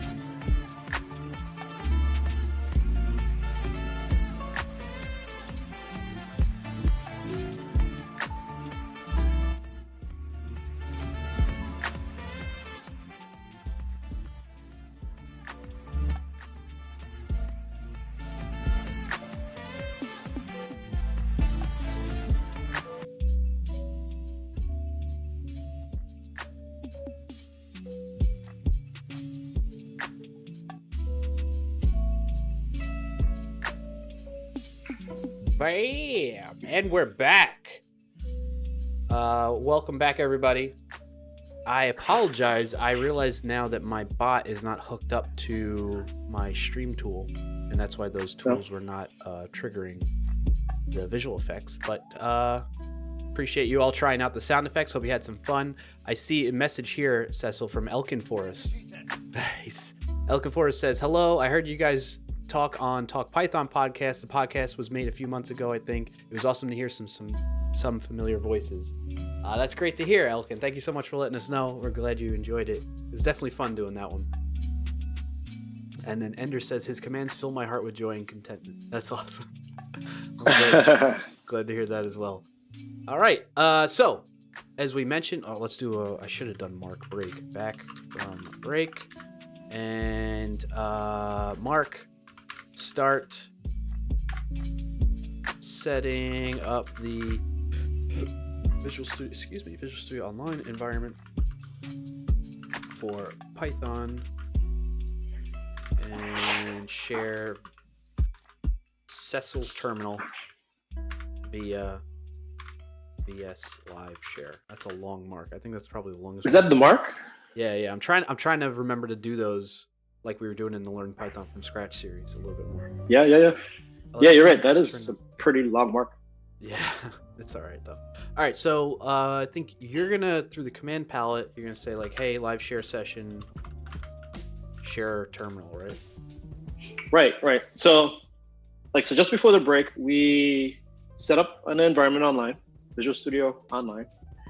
We created a live share session between me and Brian, connected to that same Visual Studio Online instance, right? That same workspace. But now, again, Brian can edit files, but he can't see my terminal. And we all know Visual Studio, maybe we all don't know. Visual Studio Code has a terminal. It allows me to execute command line commands and all these types of things. But I actually don't think this runs by default. Oh, I guess it does run by default. We do see a terminal. Hold on. Let me, dang, your camera, I just moved it up a little bit. Maybe do a clear screen, and then it should bring your, wait, is that a bug on my part or Visual Studio's part? I think it's just VS's part. So it's right above your camera view on the screen here. I guess what I could do is actually, I got an idea. I mean, I could move it over. No, don't worry about it. Got you covered. I got you.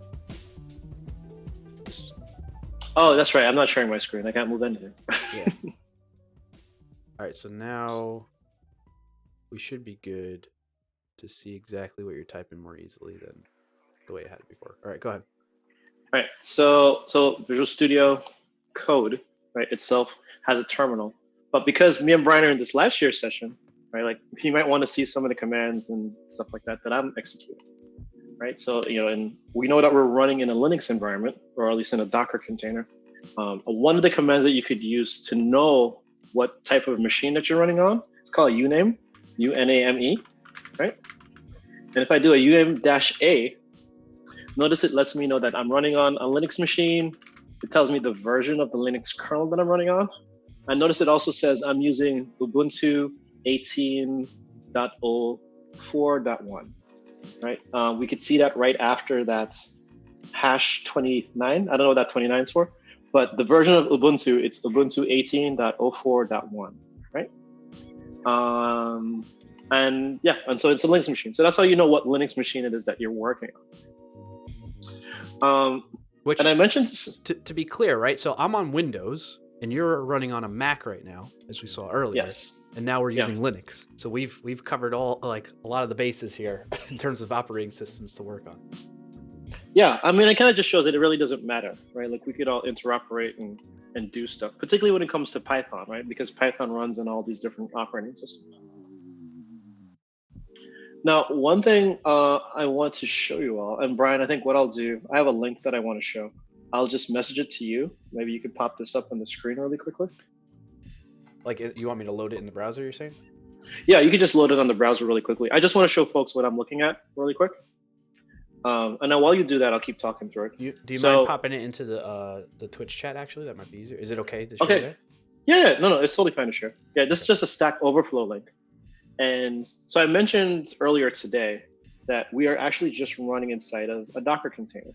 And so I found this link on Stack Overflow to be like, well, how do I know whether I'm running in a Docker container or not? Like, what kind of command can I run on the command line to determine that? And so there is and I'm not totally familiar with how Docker deals with C groups or even what a C group is. Maybe some of y'all in the chat knew that stuff. But there's a command that you can execute, which outputs the C group name. And notice, again, I'm not reading all this stuff that's in there, but notice that it says, at some point in there, it says Docker. Right? Yeah. Like if you look at the line, path, it says, right? In the path, it says number that I can understand, Docker / a thing, right? Yeah. If this was not Docker, if this was just if this was a virtual machine, if it was your host operating system, after it would just be the / and anything after the / would be gone, right? So notice it says /Docker / and some stuff, right? If this was not a Docker container, it'd just be /. More than likely it'd be / and most of the stuff at the end would be gone. But again, we just want to know, hey, are we in Docker or not? I could execute this command. And again, it's in the Stack Overflow post we just shared, so you can take a look at it too, in case that's valuable to you. But this is how I know, okay, we're for sure inside of a Docker thing. Okay. All right. That's cool. So I didn't know that. Today I learned a couple things now. We're all learning together, man. That's the name of the game. All right.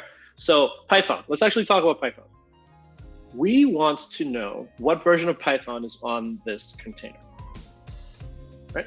So I'm going to do a Python -- version, right? And so now I'm going to call the Python command, and the -- version is going to be like, hey, what version of Python this is running, okay? So this by default has Python 2.7.13. If I do Python 3 -- version, notice it says that it's running Python 3.5.3. Okay, so it has Python 3.5 and Python 2.7. It has two different versions of Python that are running here. Okay. Now, I think in the past, we've been running on Python 2.7 and 3.8, right? Like those are the newer versions of Python. The absolute latest version of Python is 3.8, right? So what if I wanted to install a newer version of Python on this development instance of this development Docker instance that is VS Online, right? Like how could I do that? Now one of the tools that I like to use, and I'm gonna start pasting a lot of links inside of the chat really quickly. Okay. But we had mentioned this tool in a previous video a long time ago. There's a tool that I like to use. It's called pyenv, right? And essentially it allows you to install different versions of Python on the machine, right? And it manages them for you and allows you to switch back and forth between them, right? So now I want to install pyenv, and I'm going to use pyenv to manage all of these different versions of Python that are on the machine. Okay. Okay. The link, I think I posted the links if y'all want to check it out. It's there. Again, this is just a really easy open source tool to use. Now, the easiest way to run pyenv, if you look at the documentation, like there's an installer that you can run. And the installer is just a script, right? And I'm going to show you how you actually execute that script. I'm just going to copy it from the documentation that's on that same link that I showed you. And now I'm going to do. Hold on. Okay, so Sure. so because you're on Linux, you grab that one, right? Because I'm looking at the repo right now. There's the automatic installer for what is that, Mac OS? Or they want to Okay. use. This just became a job. Hey Zima, thank you so much, man, for the 2 months. So pyenv installs on all those operating systems: Windows, Linux, Mac. Depending on the operating system you're running, you might have a different installer. And also depending on whether you're installing it via the command line or not, there's different ways for you to install things. I mean, that's just software in general, right? Yeah. So remember, I'm on a Mac in terms of my development machine, and Brian's on a Windows machine. But our development environment is VS Online, and it's Linux. Yeah. Right? If I was on a Mac, I could use something like Homebrew. If folks are on Macs and familiar with Homebrew. Yeah. If I was on Windows, there's a PowerShell script that you can run that will do a similar thing. But because I'm on a Linux machine, or because we're connected to a Linux machine, we're going to run these Linux commands that are going to allow us to execute it. So where did you get this command? Sudo curl https pyenv.run pipe bash. Where is that on that page somewhere? Or is it on? Okay. Oh, it's in the other project. You went to the other project. Okay, I'm clicking on that. Sorry, I'm just trying to follow along here. That's fine. So if you click on, you found it? Yep, I got you. All right. Yeah. Did you catch that? So I just copied that. Yeah. So we go down the installation here in that repo, the link that Cecil shared, github.com/pyenv, and then you go down to installation, and then the automatic installer. It's a separate repo for that. I'll share the link actually in chat for that too. Bada bing, bada boom. And then at that link, that's where Cecil got this command. Once prerequisites have been installed correctly, prerequisites are, Python and that kind of thing, then you can run curl that. Cool? Okay. Cool. You want to tell them really quickly what curl is for folks that might not know? Yeah, so curl, I think that's really a cross-platform HTTP client, right? Where it's going to read HTTP, make web requests, and then you can either print out the result of that, like if it's HTML, like you did curl https:/:google.com, and then I think you have to put in a special argument. It'll print out like the HTML to your terminal if you wanted to, right? So in this case, you're saying, hey, go make a web request to pyenv.run, which I imagine they have their response send back as a bash script, and and basically this pipe says, hey, take the output that's resulting of that and pipe it into bash terminal to run and execute that script. Yeah, essentially that's what's happening, right? Cool. So again, I didn't look at the script. I probably should. Yep. I didn't look at the script. I didn't read to see what it's doing. But so again, this comes down to like trusting tools, right? And not downloading random stuff off the internet, because that's how you get viruses and stuff. Yeah.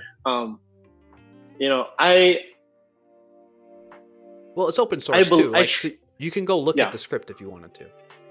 You can look at the script if you wanted to, and then also, a lot of folks have used this project. It's a fairly popular project for managing Python environments. And like Brian said, it's open source. If there's anything weird or funky going on, like it definitely would have been caught a long time ago. Like it's more than like 6 months old, right? Like this is a multi-year old project. So it's definitely something that I have a little bit of faith in using. Anyway, so I'm going to execute this command. And what I'm expecting it to do is to run and install pyenv on this machine for me. Okay, so we're going to go ahead and I'm just going to hit enter. I'm going to let that run for a little bit. It shouldn't take too long. It should spew some stuff out to the command. Blah, blah, blah, blah. Okay. And so now it's done, right? You have a warning though. There is a warning. It's a warning, but it's not really a warning, right? Okay. It's a warning from the perspective of it's saying pyenv is not on the path, right? So what does it mean to be on the path? So a lot of commands, whether Linux, Windows, Mac, or whatever, and I'll clear the screen because we don't really need to see this. Actually, I'll move this up a little bit. A lot of commands you could just type, right? And I could just say ls, or I could say, I don't know, dir, or I could say apt-get or whatever. Like I can type it, and then the operating system knows where to find it, right? Because it's in the path, right? The path being like the location on my computer or on the server that is going to look for these certain tools, right? Script so I have a list or an executable right, or something like that, right? Right. So there is a listing of directories that is going to go through from top to bottom to say, hey, if you type this command, I'm going to see if it's in here. And if I don't find it, then it's not in there. So it's not on the path. So that means that if I type pyenv, let me take out that other stuff. If I type pyenv enter, notice it says command not found, right? We just installed it, but it can't find it because it's not on the path. It's not on the place where your computer looks for stuff. Yeah. Right? Now, because this is Linux, if you want to know where that is, there's a variable called $path, right? These are all the folders that it's looking for stuff, right? And you can add and remove folders to this variable, right? And that operating system is going to look there, right? In Windows, I think it's like, if we were running Windows, I think it's like %% path or something like that. And with Mac, if you're on a Mac machine, it'll be the same thing. It'll be like $path, right? But these variables in your terminal are like, this particular variable shows us where we're going to look for stuff. Right? So now we have to figure out how we're going to add this to the path. And notice it gives us some information. I think I kind of lost it for you, but yeah, because it doesn't show. Yeah, it doesn't show your terminal. Could you scroll up a little bit in the terminal? Right. So stop right there. Yeah. So you notice it says, warning, seems you still have not added pyenv to the load path, right? So, and it says it wants us to edit this file called bash.rc, right? It wants us to edit it and paste 1, 2, 3, those 3 lines of code in there, right? Okay. So so let's do that right now real quick. So I'm going to use a tool called Vim. What is that? Are you going to be able to get out of it? Well, let's see, man. This is dangerous territory right now. Oh no. And I'm going to go to that same file, right? So the file was that squiggly thing /bash -rc, right? Okay. And what now? So I just hit enter, and then now, so this is the file, right? And the file has like all kinds of stuff in there. You know what I mean? I don't know what a lot of this stuff does. Oh, it doesn't look like you can see all of it, can you? Oh no. Oh, that sucks. Yeah, what you're seeing, what I'm. If you go back. Yeah, what you're seeing. Okay, I'll go back. I think when I start scrolling, you don't see it. But yeah, what you're seeing, what I'm seeing is not the same. It went away. Yeah, it was there. Right. We saw the top of it, and then it's disappeared. What is this? Well, how about we do this instead? I'll come out of it. How about you go in it instead, though? Can you tell me if you can type in the terminal? I can't. I need a live share request. I need a request. How do I do this? Let's open up the live share queue. Share terminals. Yeah, so I have to share the terminal with you. I don't think you can request it. It's read only for me right now. I tried. You hear me? Yeah. So what I'm going to do now, just so folks can see what's actually happening, I am going to share the terminal with Brian.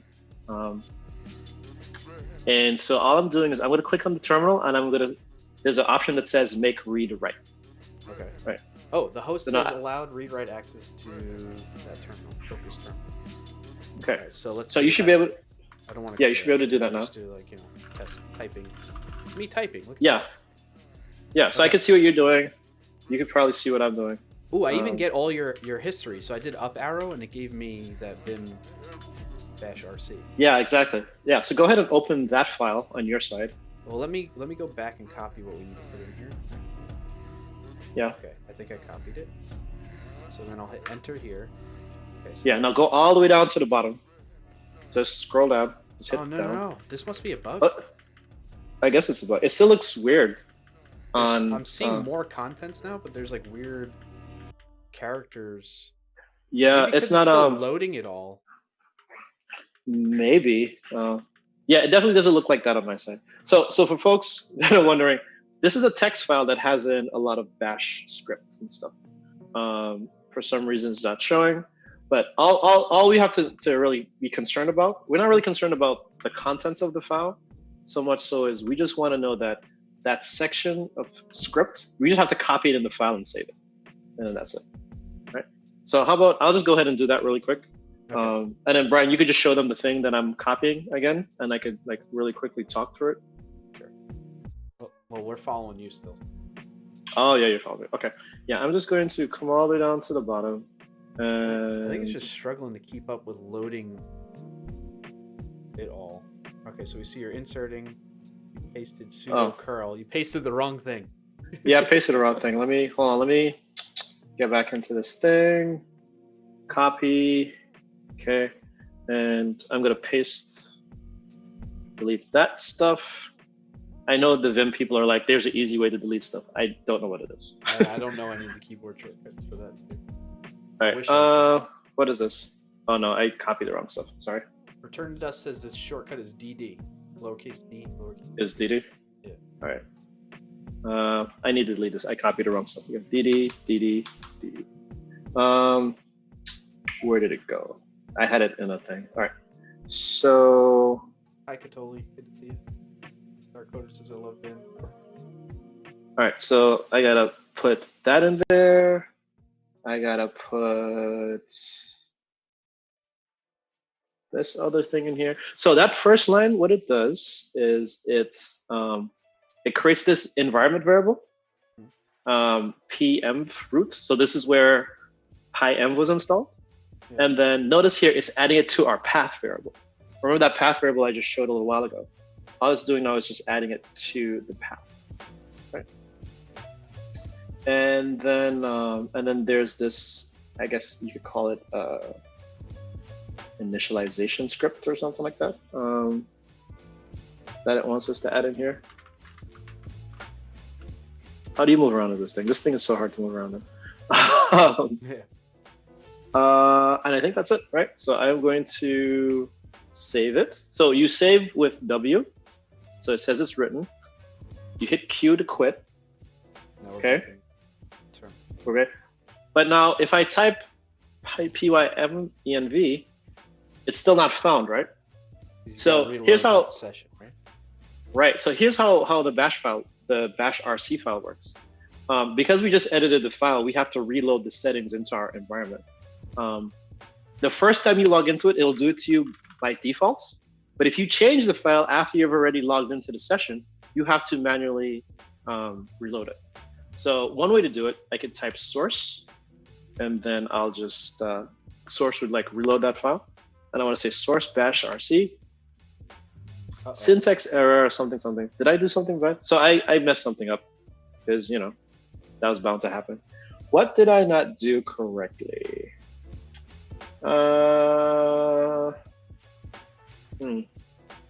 What did I not do correctly? Let's come out of here. And I'm going to scroll back up. Yeah, I'm just looking to see what I did not copy correctly. Huh, maybe I should have done this instead. Okay. I wish we could. Yeah, there's something missing. Yeah, it's a little annoying that you can't see this. DD. Hey, for the whatchamacallit, the Vim folks, how do you paste stuff? Is it PP? Nope, it's not PP. I thought it was like a P and a P. Control Shift B says return to dust. Control Shift P. Is paste. Okay. Ooh, Alt 1 Beck says lowercase g to go to the first line, capital G, so like Shift G, go to the last line instead of having to scroll line by line. Oh, okay. See, And return. we need to create paste like a lowercase p for paste. Yeah. Like lowercase everything p we're for paste. Okay. Yeah, we need to put this somewhere. Lowercase p for paste. But it's not. Huh. All right. So it's pasting. It's not pasting the stuff from my clipboard though. It's pasting like the old stuff. You know what I mean? Like, so if I quit this, might have to like right click on it, copy the actual content. how do you force quit? How do you force quit this thing? Do colon exclamation point Q. Exclamation points Q. Okay. All right, great. So I look at this and there's export this stuff, right? I see it and I copy it inside of my shell, right? So if you scroll up a little bit, Brian, because I just want to make sure folks can see what I'm talking about. So right there, so it says export path, blah, blah, blah. I copy that, right? But when I paste stuff, it pastes a different set of stuff inside of Vim. Like it doesn't paste what I copied, it pastes something else. If I paste it on my machine, like in a text editor, like it works. So I guess I'm just gonna have to be lazy and type it like an animal. So bear with me. I'm gonna, type this thing, I suppose. So it says export path equals. Sorry. That's fine. I had a candle burning in here and I blew it out and then like an ash flew out of it onto my desk and I was trying to like put it out with my finger like a knucklehead. Oh my god! Don't kill yourself, please. pyenv/bin. I'm just making sure that this is fine. And it says $path. Okay. Right. And so just looking this over really quick. Export path equals to VS Online. I'll be right back. Bin path. Okay. Now the next one was eval. It wants me to eval the $thing. Now, if folks are wondering where I'm getting this is from that output that came from the installer. I'm just typing it out because I can't copy paste it, or I'm stupid for some reason. I don't know what's going on. But again, you wouldn't usually have to do this. Usually you just copy paste it. But excuse me for a little bit. I got to do this. All right. And so this is P. Oops. That's not right either. Eval the thing, pyenv virtual m dash init dash. Okay, and I think that's it. Right. So let me check here really quickly. I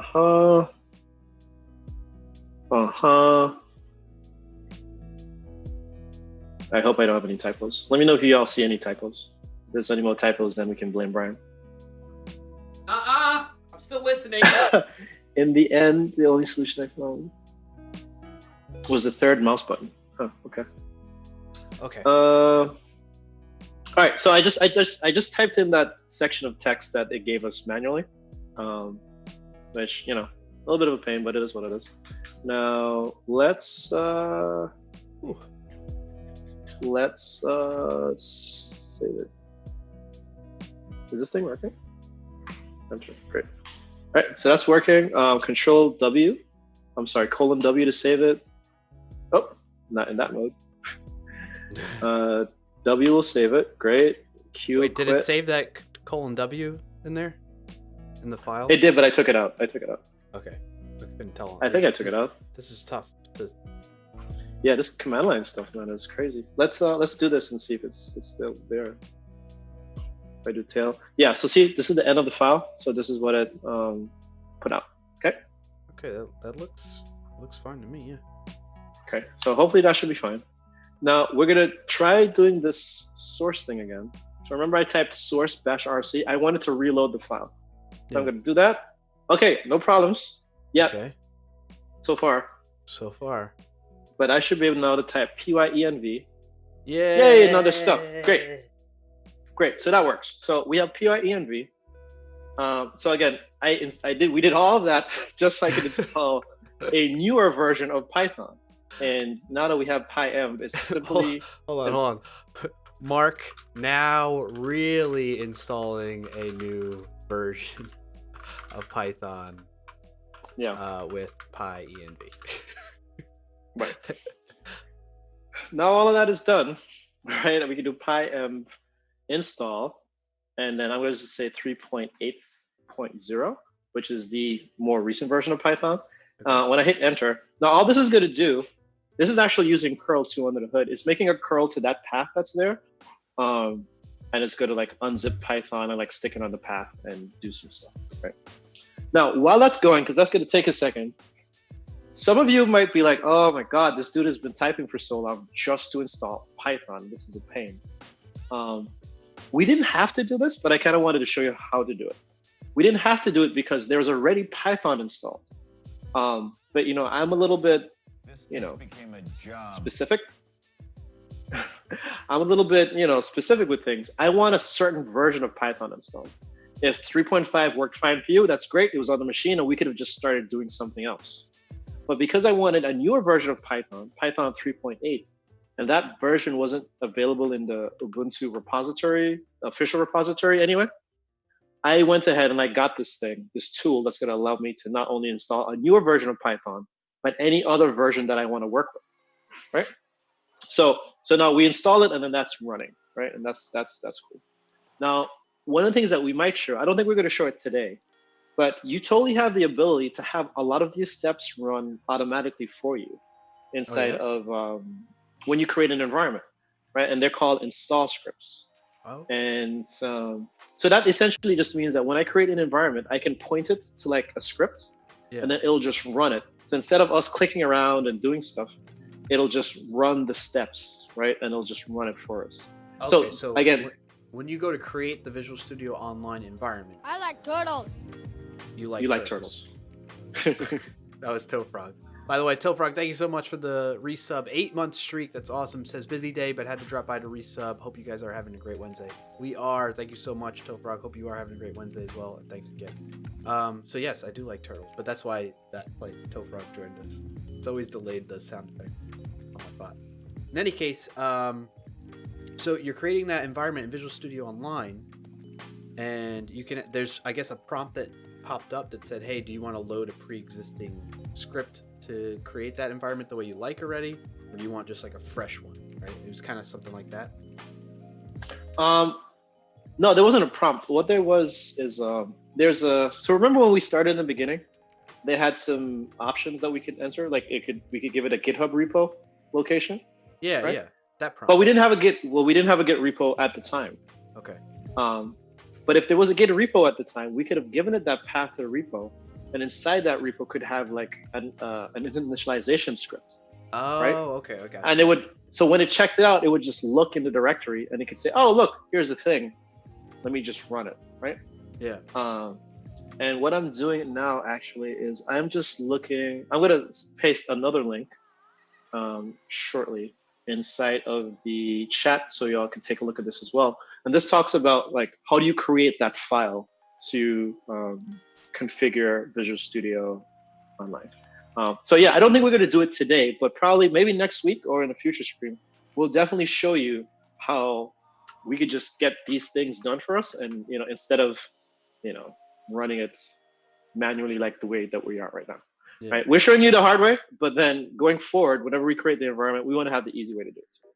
Okay, cool. That's interesting. Yeah. So we're like you said, we're taking the time now, doing it the hard way to set up our environment the way we like, and then we can convert that into something like this that can make it reusable. You can recreate this environment very quickly and easily without having to manually do it like we're doing right now.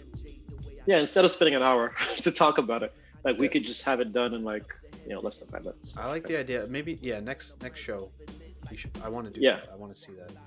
So let's get that. Yeah. Cool. Yeah. All right. So we have 2 more things. One more thing I think we need to install. I want to have us install. Okay. So we've already installed Python. We've installed the new version of Python, right? So now if I type Python 3, I don't want that. If I type Python 3 -- version, notice it still says we have Python 3.5.3, right? Yeah. Why is that? Why is that the case? Okay. So remember, pyenv is a Python manager. Like it manages different versions of Python. So we can have various versions installed on our machine, right?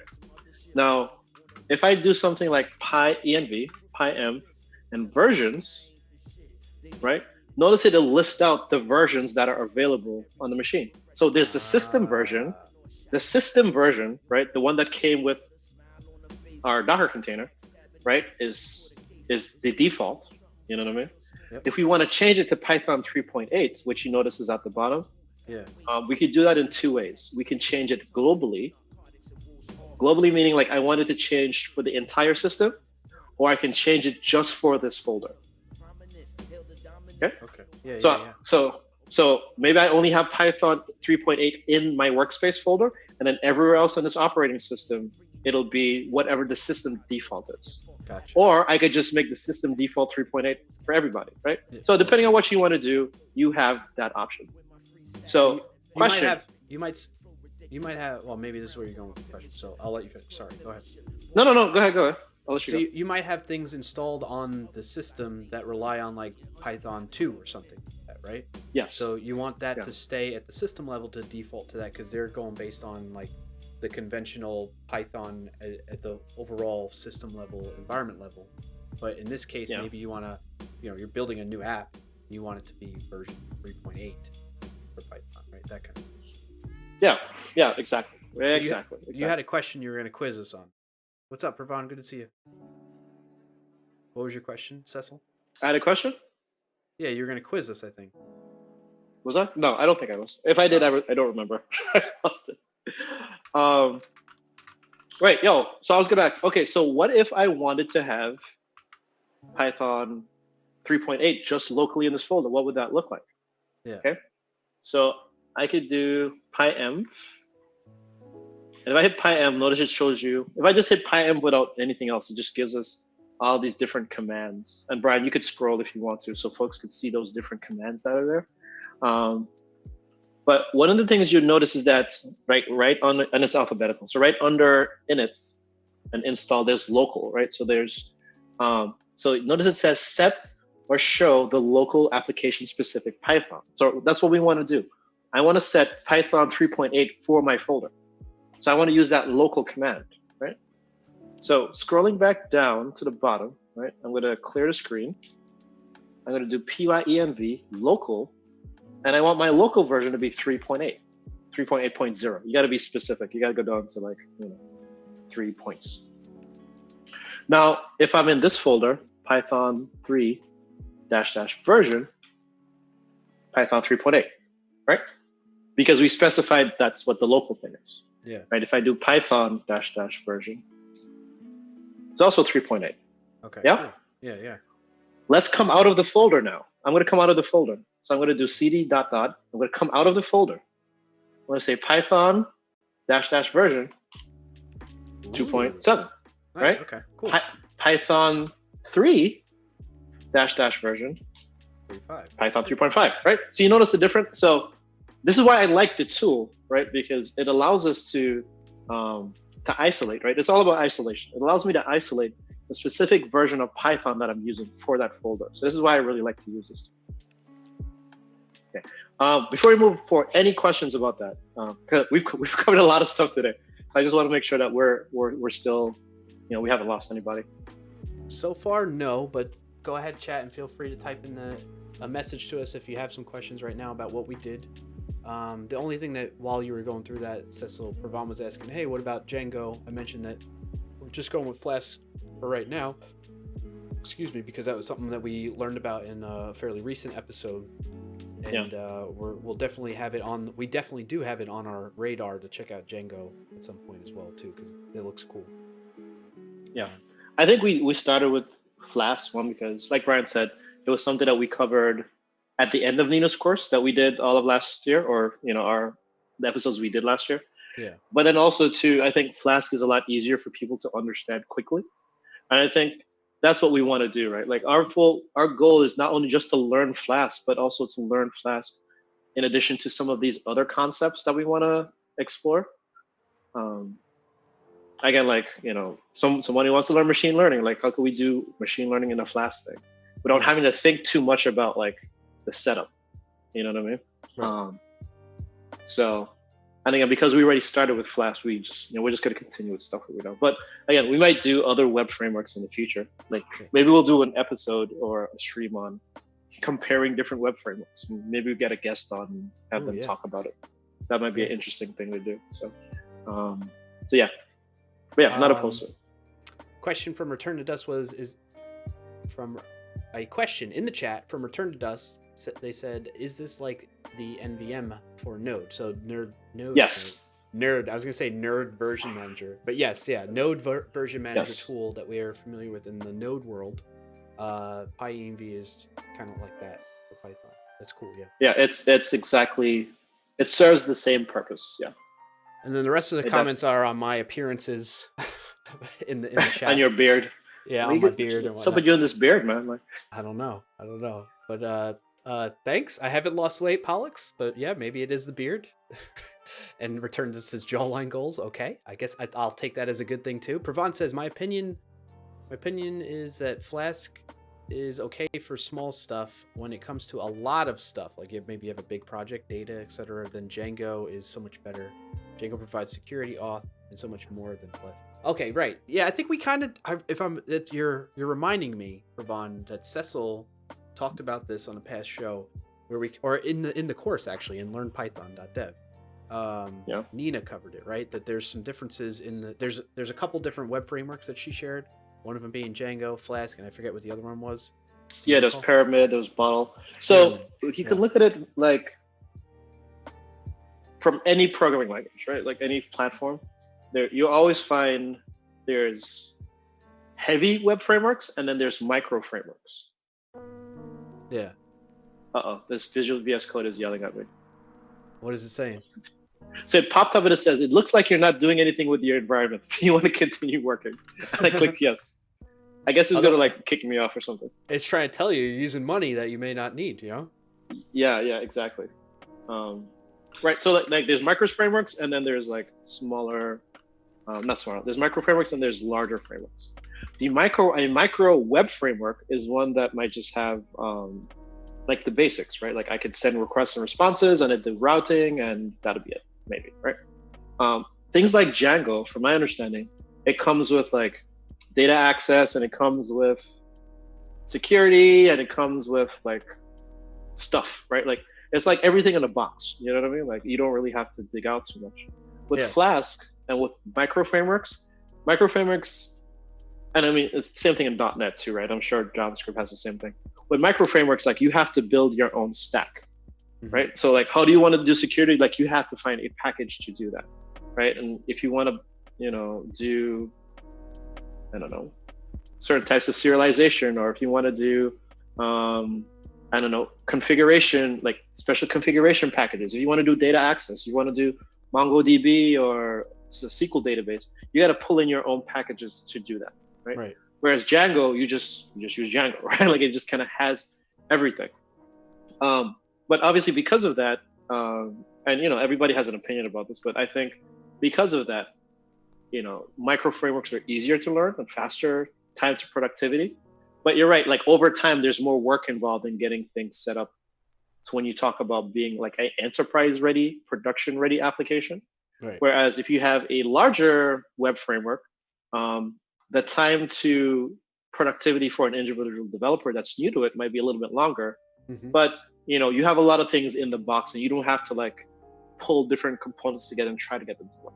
So it really just depends on what you're trying to do. Like, do you want to just, hey, I got something, I just want to put this together really quick, I want to go, or is my company like, again, building really huge apps with lots of components and they need like a particular architecture, right? And that opinionated architecture of this is what it looks like versus this is how we want to put it together. Yeah, so the other thing, and you kind of just touched upon it, that I was going to add to that is the opinionated aspect of it, right? So that going a route of having like with something like Django necessarily, they're going to make decisions for you, and you might come into a certain point where you're like, I don't actually agree with that decision, we should have done this, we want this for this project, right? And that's where it's kind of like you have to weigh the pros and cons of each one to help you figure that out. So yeah.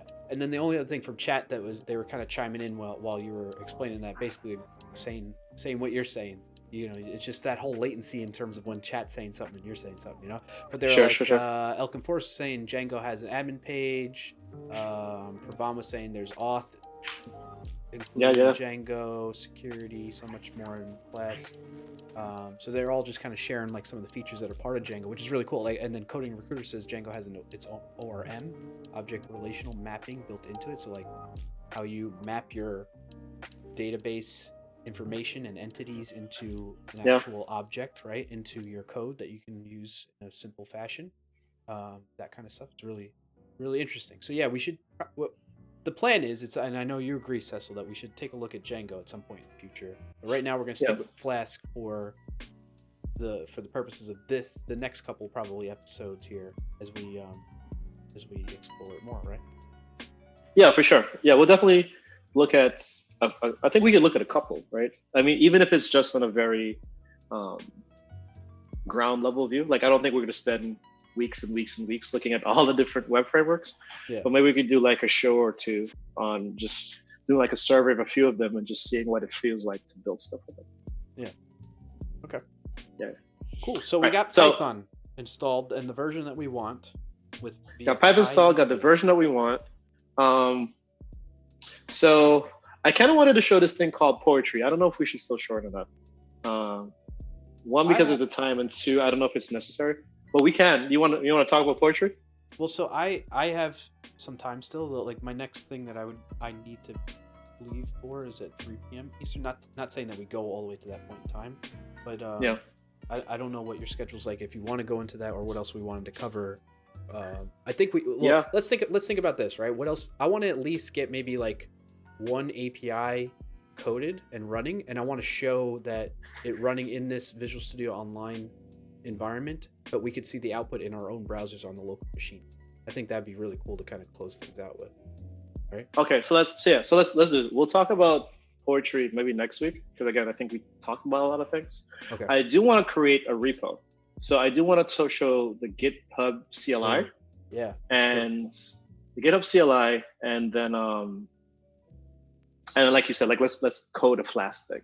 So let's install that one more tool today, and then we'll go on and we'll actually write some Python today. All right. So the last thing that we're going to show. So the other day, well, not the other day. I want to say a couple weeks back. I was on Twitter and I was like, "Hey, is there a CLI for GitHub? Like, there must be." Yeah. I'm not talking about Git. I'm talking about GitHub, the service. Okay. You know what I mean? And I think there's a difference there. Git, and for folks that are new that might not be familiar with Git, Git is essentially like a command line tool that allows us to track versions of stuff. You know what I mean? So like if we're coding and we're working on projects and I want to know what was the last change or what was the last few changes or what was the last change from like when it happened to who did it to what were the lines that changed, where like I want to know information about it, and that's what Git kind of helps us do. And obviously there's branching and tons of other fancy features there, but the core of it is I want to store my code and I want to track as things change over time, right? That's the main gist of it. GitHub is a service, right, that hosts Git repos, right? And a repository being a place that I can have my projects, isolated from other projects. Like my code is in its own workspace, and I could look in it and I could kind of dig through stuff. So Git allows me to connect and I could push my changes and I could review changes and I could do stuff like that. But GitHub is a product and it's a service. Well, it's a free product, but it's a service. And so I was wondering, is there a way for me to automate GitHub, right? Like creating pull requests or creating repos or deleting repos and those types of things, right? That kind of makes sense. So I'm like, well, there must be a way to do it. And so I found that hub thing. And Brian, if you could click on that link really quickly, just so folks could see it. I found this hub thing, which is a GitHub project, like an official GitHub project. But it's a command line tool that lets you work with Git. So I'm like, okay, great. That's fantastic. Let's do that. You know what I mean? So I want us to install this. And I want you to see, because we've shown in the past how to create a Git repo from the Git UI in the browser. Why don't we try and create a repo using this tool, right? Yeah, let's do it. And it supports so many operating systems. Look at that.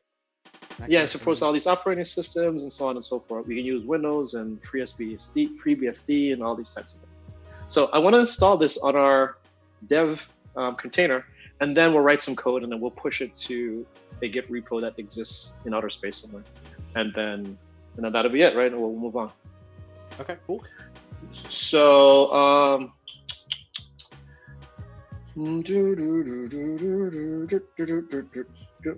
now, here's the thing. There's a lot of different ways to install this. If we were not in a Docker container, that's super easy, right? Like looking at Brian's screen, you can see if I'm on Windows, I could use Chocolatey. There's this thing called Scoop. I don't know what that is, but I'm guessing it's a thing that we could use. Like there's version package managers, and these package managers just install stuff on your computer. I use a Mac, so I use Homebrew. And we've seen Homebrew a few times. Again, it's just a command line tool that I could use to install more command line utilities. Mm-hmm. And Ubuntu has this thing called Snap, right? Snap is just like, and Brian, could you click on that Snap link really quick, just so we could, it's the last one. The last one? Yeah, let's click on Snap. Yeah, well, Snap, this is just, again, like it says, it's an app store for Linux, right? Like you can come in here and you can say Snap install a thing, right? And it'll install it for you, right? So notice you could say Snap install Spotify, or I could say Snap install Python or C++ or whatever, right? And I think Canonical, the folks that make Ubuntu and different versions of Ubuntu, commercially support this, right? So you could, kind of like how Python has PyPI and .NET has NuGet, like there's a place online that you could search for packages and be like, hey, I want to install this thing, right? That's pretty cool. So at like an operating system, like different apps you want to install instead of like a library. Yeah, you can install. Yeah, you can install stuff. Now, the problem is Snap does not work in Docker, like inside of Docker, right? There's not enough stuff in a container for us to do that. So we're gonna have to do it the hard way. The hardware is not that hard. It's just, instead of one command line thing, we're going to have to do it manually, right? And so I want to show you really quickly how we're going to do that. All right. Should I show the terminal then? Yeah, you can just pop open the terminal. Okay. Right. So for these Linux operating systems, one of the best ways to install Hub, again, actually I'm lying. Go back to the browser really quick, because I can't keep it going to catch me. Mm-hmm. So go back to the browser, and then go back to the Hub repo on GitHub. Okay. Right, now scroll to the top, and I want you to go to the releases section. Right, so if you click on releases, right, this will show you all of the latest releases for that thing that's there. And then if you scroll down a little bit, you'll see there's a section that says assets, right? Yeah. So right here in assets, meanwhile, these are like the actual built, compiled versions of Hub, right? This is not code. This is like stuff that's ready to run. Yeah. So what I want to do is I want to download one of these into our environment, and then I'll just open it, and I'll put it in our path. Remember we spoke about path? I'm going to open it and put it in our path, but I'm going to do it all in the command line because, again, I'm in a Docker container, and that's it. Okay. And again, remember, I'm only doing this because we're running in Docker. Like, we're doing things the hard way. If you are on your Windows machine or your Linux machine or your Mac, you could just run one of those commands and this will happen in like 10 seconds. But we're doing this the hard way. So, bear with us a second. All right. So the first command that I'm going to do is, so there's a command called wget, right? So wget, if you're familiar, wget is kind of like curl, right? Like it just executes web requests for things. Right? Okay. And so that's different than apt-get, right? It's different from wget. So wget stands for like webget, I guess. You can think about it that way. It's just going to download something, right? It's not going to print it to the screen. It's going to download it and put it on my machine, right? So I want to wget this thing. Now, what is this thing? If you look on the link, you'll notice it came from that releases page, right? So if you go to, I'm using the 64-bit one. Yeah, I just copied the path, right? So if you right-click copy or something, copy link or something like that. Copy link address, yeah. Yeah, I just copied it, and I'm just gonna do wget, right? So blah blah blah, stuff happens, and now it put it in this folder. Oh, the workspace folder. Okay, yeah. So notice it's in this folder, right? Okay. Okay. So now it's a folder. So what it downloaded was like a zip file. But in Linux, they usually use this thing called tar. Right? Okay. So all I'm going to do is I'm going to unzip it with this command, tar.xf. xf just really means extract file. X is for extract and F is the file, right? And then I specify the file. So again, it looks wonky, but that's all. I'm saying tar extract this file. Okay, so that works. So now I should have a folder.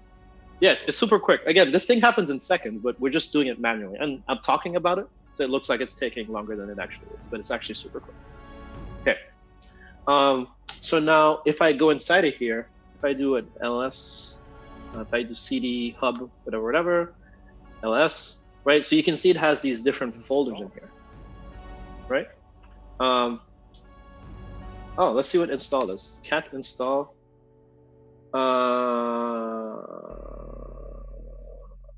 Okay, so I guess we can use that to like actually install it. I've never tried it, so let's see what happens. What were you gonna do then? Just run it from there? I was gonna copy it. You can actually just copy it. So what I was gonna do, so there's a bin folder, bin. And bin, for again, you folks, bin stands for binary.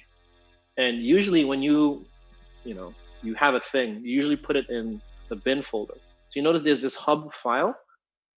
Like that's the thing that we want to execute. Yeah. Right? Like that's the command that we want to execute. So if I did like hub something, you notice it printed all the stuff. Yeah, so that's the thing that I want to do. But remember I said I want to put it on my path though, right? Because I want to be able to access it just like pyenv everywhere on my command line. Right. So why don't we, but Brian just pointed out that there's this install file. I've never tried it before. So let's try it and see what happens. So I'm just going to do install. So you notice it says permission denied, right? Mm-hmm. So that happens a lot. That means that I'm not elevated enough. If you're a Windows person, you'll ever see, yeah, I need admin's permissions to do it. Even though we're in Docker, Docker still has security inside of it. It's not like a free-for-all. You can't just put stuff where you feel like. Yeah. And even with Windows, with Windows, sometimes you get that prompt that says, I need admin permissions before you do a thing. Yeah. Yes or no, right? And click yes all the time, but it prompts you. Right. So what I can do is I'll execute this command called sudo, sudl. Then I'll call this install. Sudo, I think this is super user do, right? Is what it stands for, super user do. Okay. And I'm saying elevate my permissions to do a thing. If this was not Docker, it would ask me for a password, but because it is Docker, it's not going to ask me for a password. All right, so it's done. Right? Again, this stuff is super quick, but we're talking. That's right. The talking takes longer than the actual doing. Yeah. Right? So I know it seems long, but this is all like a 2-second situation, maybe less than 2 seconds. All right. So now if I come out of that and I'm back in my workspace, if I type hub hub, it works. Right? So now it's on my path. Yeah. Right? All right, great. So let's clear that. And now that we had that on our path, I can delete these things that are in here. I don't need this hub thing. So I'm going to do a remove hub star, right? And that should remove the hub file and the hub folder. Okay. Right? ls to la. Great, and they're gone. Yeah? So we are done installing stuff for today. Yes. We're done installing stuff. Now we can write code. Finally. Oh my goodness. Really, after like an hour and a half, we're done installing stuff. So so again, I like to recap. So really quickly, we're not recapping like we're leaving, but just in terms of what we did. Yeah. We installed the hub CLI, and I'm going to show you how to use it really quickly to interact with GitHub and not just Git. And we also installed pyenv, which allows us to install different versions of Python. And we installed Python 3.8 because the version that comes with the machine is 3.5, right? We installed a new version of Python, this hub CLI thing, and we installed pyenv, right? And we did it all, and we're doing this whole live share thing with Jiggy and VS Online situation. Okay, now, all right, so I'll clear this. So the next thing that I want to do, so Brian, like you said, let's just create a quick Flask thing, make sure that it works, and then we'll take that code, we'll push it into GitHub. Yeah? Sounds good, my man. Okay. So I'm going to open, so we're in VS Code, right? So I'm just going to open my Solution Explorer, I guess. You're excused. And we are. I'm just gonna create a simple Python file inside of here, just for the sake of it. New file. Let's say main.py. Okay. And then now we could just start installing Python things and working with Python. Now, before, what we would have done is we would have created like a virtual environment, and we, activated the environment and install stuff in the environment. The cool thing is that this environment is only for this project, so I don't really have to create a virtual environment anywhere. Yeah. Right. Like the sole purpose of this Docker container is for this. So I'm not so concerned about isolating things. Outside of me like using specific versions of Python in different folders, I'm not so concerned about isolating things. I probably should still do it anyway, just as good practice, because I might forget and I might be on somebody else's machine and do it. But technically, we don't have to create a virtual environment. Technically, right? Technically, it'll just happen for us, like by default. But again, I think it's good practice, so maybe we'll just create one just for kicks and giggles. And we do that with Python. I'm in the terminal, just in case you're wondering, in case you want to show the terminal. I can't see the terminal on your screen there. Yeah. So remember Python, we're running Python 3, right? And I can do Python -mvenv, and then what do we call it? Return to Dust is excited about this. Okay. Boom. So we created a Python virtual environment. And now we can start installing Python stuff. Well, we'll activate the environment, and now we'll start calling Python stuff. And we activate the environment by, I think you have to source it, right? Is that what we do? Is it a source VM? Python activate, right? No. You have to activate it from the folder. Yeah. Okay. All right, there we go. And so now it's parentheses pyenv, right? Yeah. Now it's activated. Right, and you notice in the parentheses that it says VM, and then I'm going to use pip. Right, pip is the Python package installer, I guess. Package installer for Python. Pip install Flask, and some stuff is happening, and we have that thing installed, right? We have Flask installed. Yeah. And for folks, what I want to do really quick, Flask. I am just going to pop the link for Flask itself inside of the chat. So, in case folks want to take a look and just see what that looks like, or what Flask is, in case you're unfamiliar. We have that inside there really quickly. Okay. All right. So now inside of this main thing, I want to start writing a Flask application, right? And so we learned from the before, like we could do something like from Flask, import capital F Flask, right? And then not small f, capital F. Why did I do that? Capital F, right? Because Flask is a Python module, right? Like it's a package that we installed. So I'm going to say, from the package imports this class, right? Again, we spoke about classes and those types of things already. But if there's anyone that wants us to talk about it some more, like let us know. We could sort that out. Right?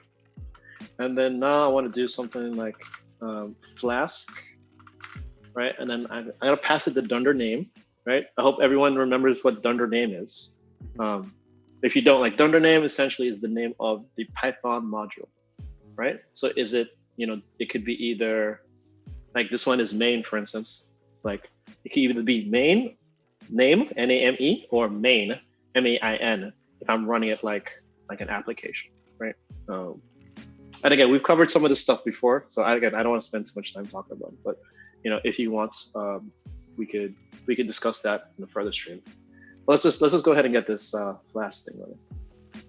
I'm just gonna do a simple hello world thing, right? So I'll just do like a def hello. I'm writing a function, right? And now I'm just gonna return hello from VS Online,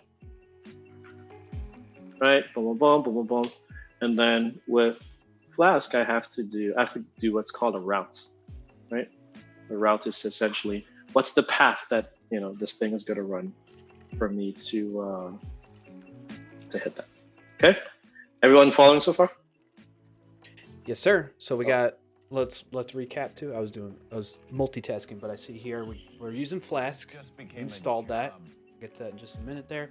Then you create a new app using Flask by passing in the module name. Yeah. Using Dunner name, and then you define that the route is just / but you could say something else if you want there, and then the definition for that is under that function hello, which just returns hello from VS Online. Okay, cool. Yeah. And now when we run this, actually, I'm going to run this using like the Python command. Okay. So what I want to do is I want to say app.run, right? And then I remember we could specify the ports we wanted to run on. Actually, I don't know how this is going to work with VS Online. Let's just leave it let app.run for now. Let's just leave it run and see what happens. While you're doing that, a couple things. Wanadza, I hope I pronounced the name correctly. If I'm not, please let me know, because out of respect, I want to get your name right. And thank you so much for being here and sending messages in chat. Says this is pretty neat setup session, like how pair programming in action.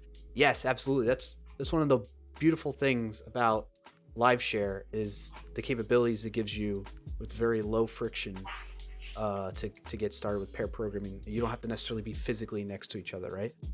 Teston cool says dunder or double underscore. Basically, yeah, double underscore like that. Yes, thank you for helping explain that a bit. Return to Dust gifted a tier 1 sub to Dark Coder. They gifted 4 subs now on the channel. Thank you so much, Return to Dust, for doing that. Super generous of you. And welcome Dark Coder to the team. Enjoy your new emotes and subscriber access. All right, all caught up. So now you're saying if name equals main app.run. Right. So for folks that were here from the last time we did Flask stuff, what this will do, it'll run a Flask web server, like a built-in web server. If we run it with Python main.py, right, and it'll just create like a little development server, and it'll run on this machine. But again, this machine being like VS Online. Now, I've never done this with VS Online, so I don't actually know what's going to happen, to be honest with you. I don't know if I'll be able to access this from my machine, or maybe we'll have to put like an extension or something like that in here. But again, we're figuring this out as we go on. We'll see what happens. Fingers crossed, chat. Fingers crossed. Are we going to run it, or wait, do we have to do something else still? No, I'm going to run it. I'm just going to run it here in the terminal for now. So I'm going to say Python, and this is main.py. Run it. Oh, all right. So it's run. Hold on. It's run. The host has shared a server, localhost 5000, with you. Would you like to view this in the browser? Yes. Are you serious? I didn't get that. It opened up in my other browser over here on the other window. Let me bring it over. Okay, yeah, sure. Bring it back. Holy crap, chat! And that's awesome. Look it at works. That. This is not running on my local host. This is up in. Holy, that's awesome. My God! What? This is running in Visual Studio Online. Not on Cecil's machine, not on my machine, but like that's localhost to Visual Studio Online. That's nuts. That's very cool. And you know what I love?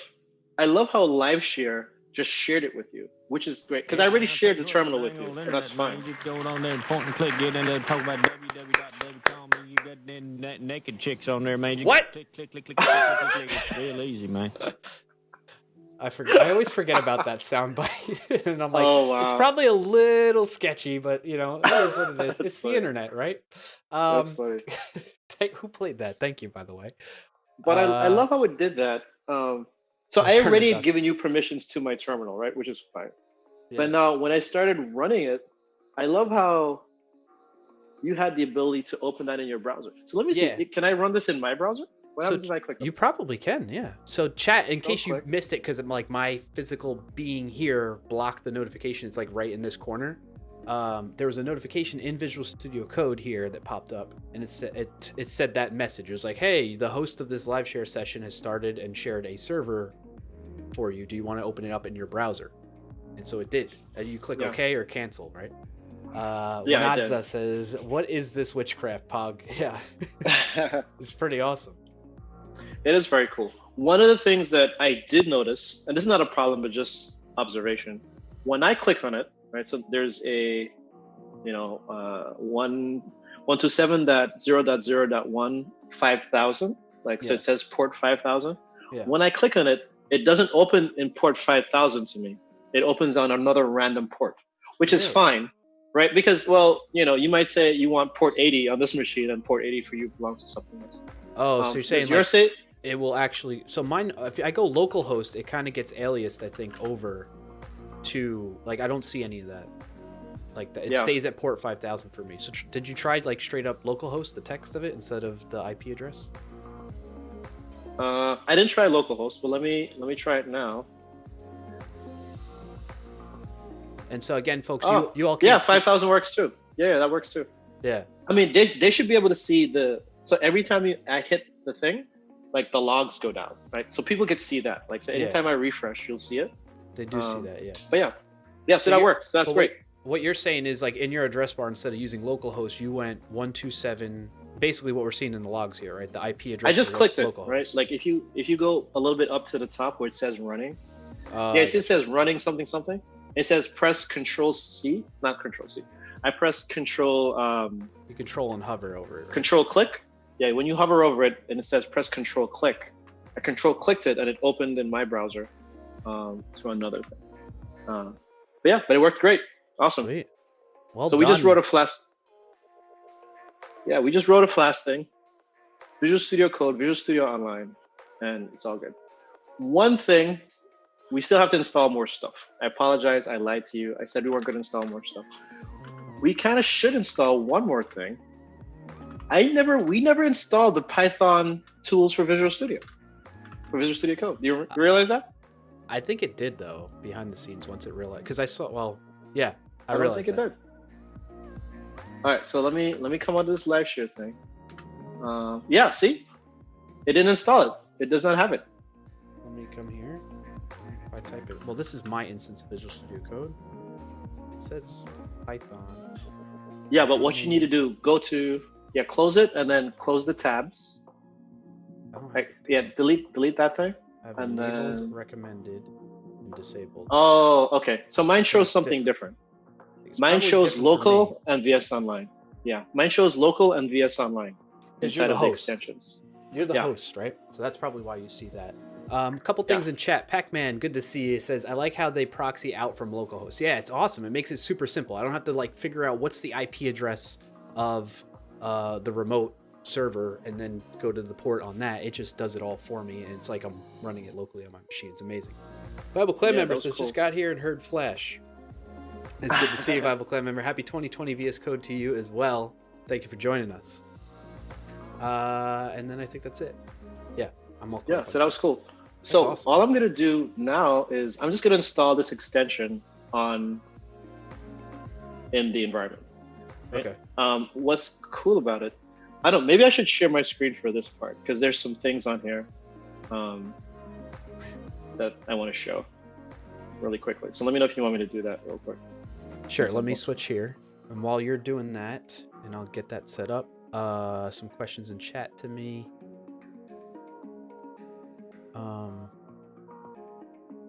Bible Climber says you have reached end of chat. Thank you, Bible Climber. Unfortunately, right when you did that, there was more chat messages that popped up. Oh, yeah. Let's see, this should work again. I'm just gonna.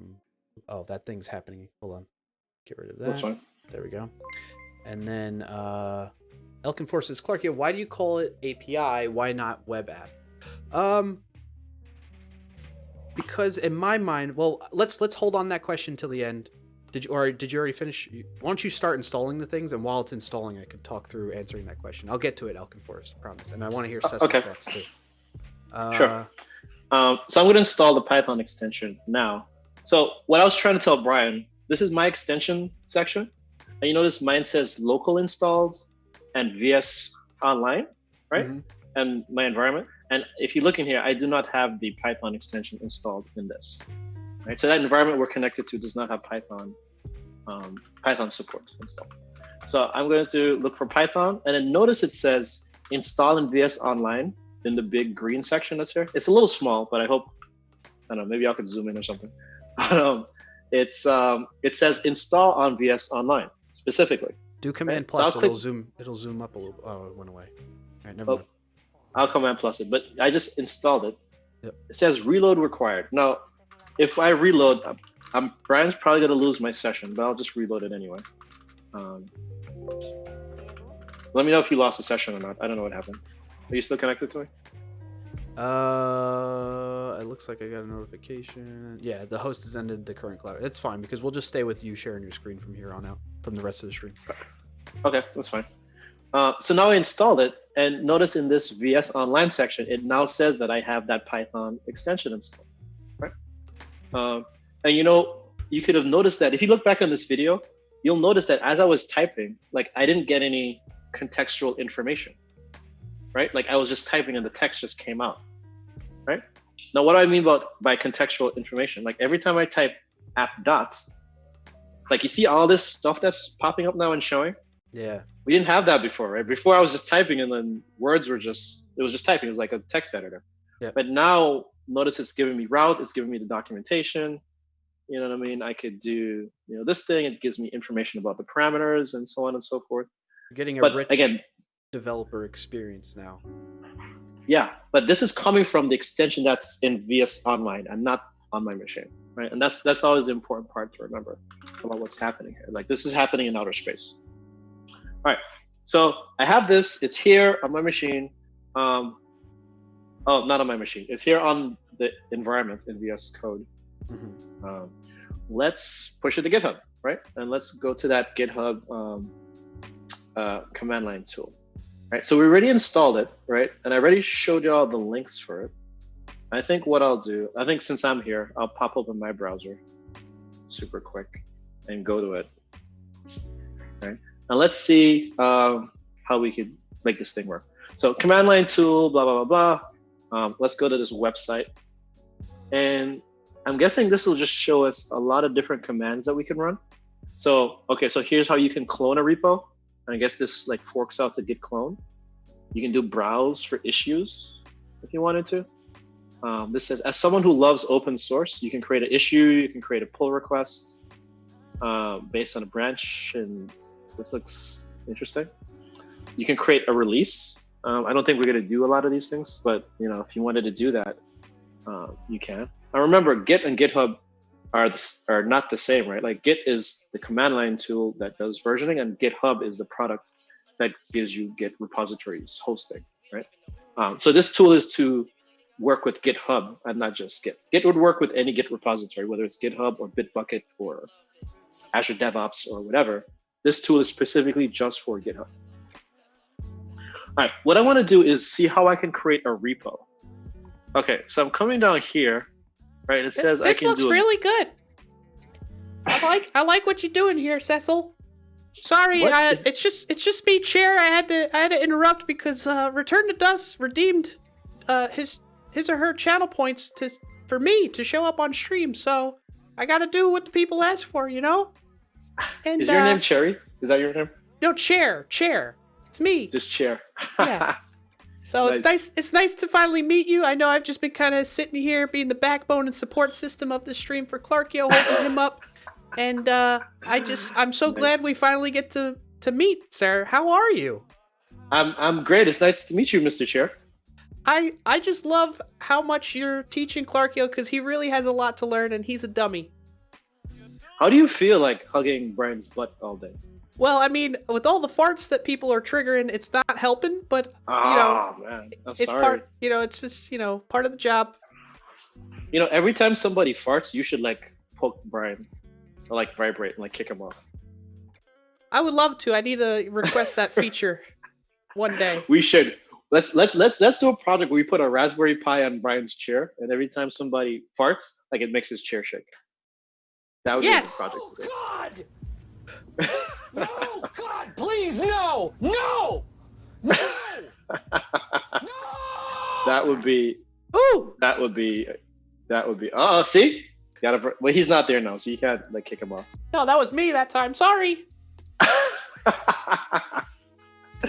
That's hilarious. All right, I'm gonna have to go now. My 2 minutes are up. Thank you, Return to Dust, for bringing me on the stream, and I'll see you all in a future time frame. And it was nice meeting you, Cecil. Bye. Oh, he's coming back.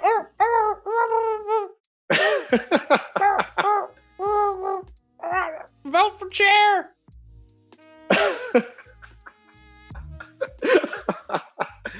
Wow. I wonder if my chair speaks. Hey, what's up, man? We can have a me What? and Mike are gonna have a conversation after the stream is over. Okay. You know, it's true. Like, there's a comment in the chat from Musical Bookworm. All those learned Python streams and Cecil's just now meeting chair. I don't think I ever told you about that, did I? I know I've never met this chair before. Yeah. That's funny. All right, my bad. It's a No, little that's fun fine. little distraction, That's right? fine. So you were showing us GitHub and the hub tool, CLI tool. Yeah. So what we want to do now is I want to create a repository, right? Using the hub tool. One of the things I don't like about this tool is that it doesn't have a good help, or maybe it does have help, but I haven't found a good way to like discover what it could do. You know, what I mean? Like when I say discover, you know, we could type pyenv and enter, and Right. it shows me all the commands Yeah. that you could do, and then I could do pyenv, I don't know, local. Let's clear this because there's a lot of stuff on the screen. I could do, you know, pyenv local -- help. Could you zoom? You know, and then it'll tell me stuff. Like I could interactively browse it. Yeah. You know what I mean? Like I don't think you could do that with hub. Can you? Can I do a hub create -- help? Yeah. See, it's like I don't know what you want me to do. You know what I mean? Like I kind of feel like I wish it gave me more information. But you know, we could always send them issues and pull requests and stuff. True. Oh, there's a man hub. Maybe read the full documentation. Man hub. Okay. Let's go to. Is there a create in the Yeah, man right hub? All right, create. Oh, okay, great. All right, so I want to create a repository. That's H. So I can give it a description, a name.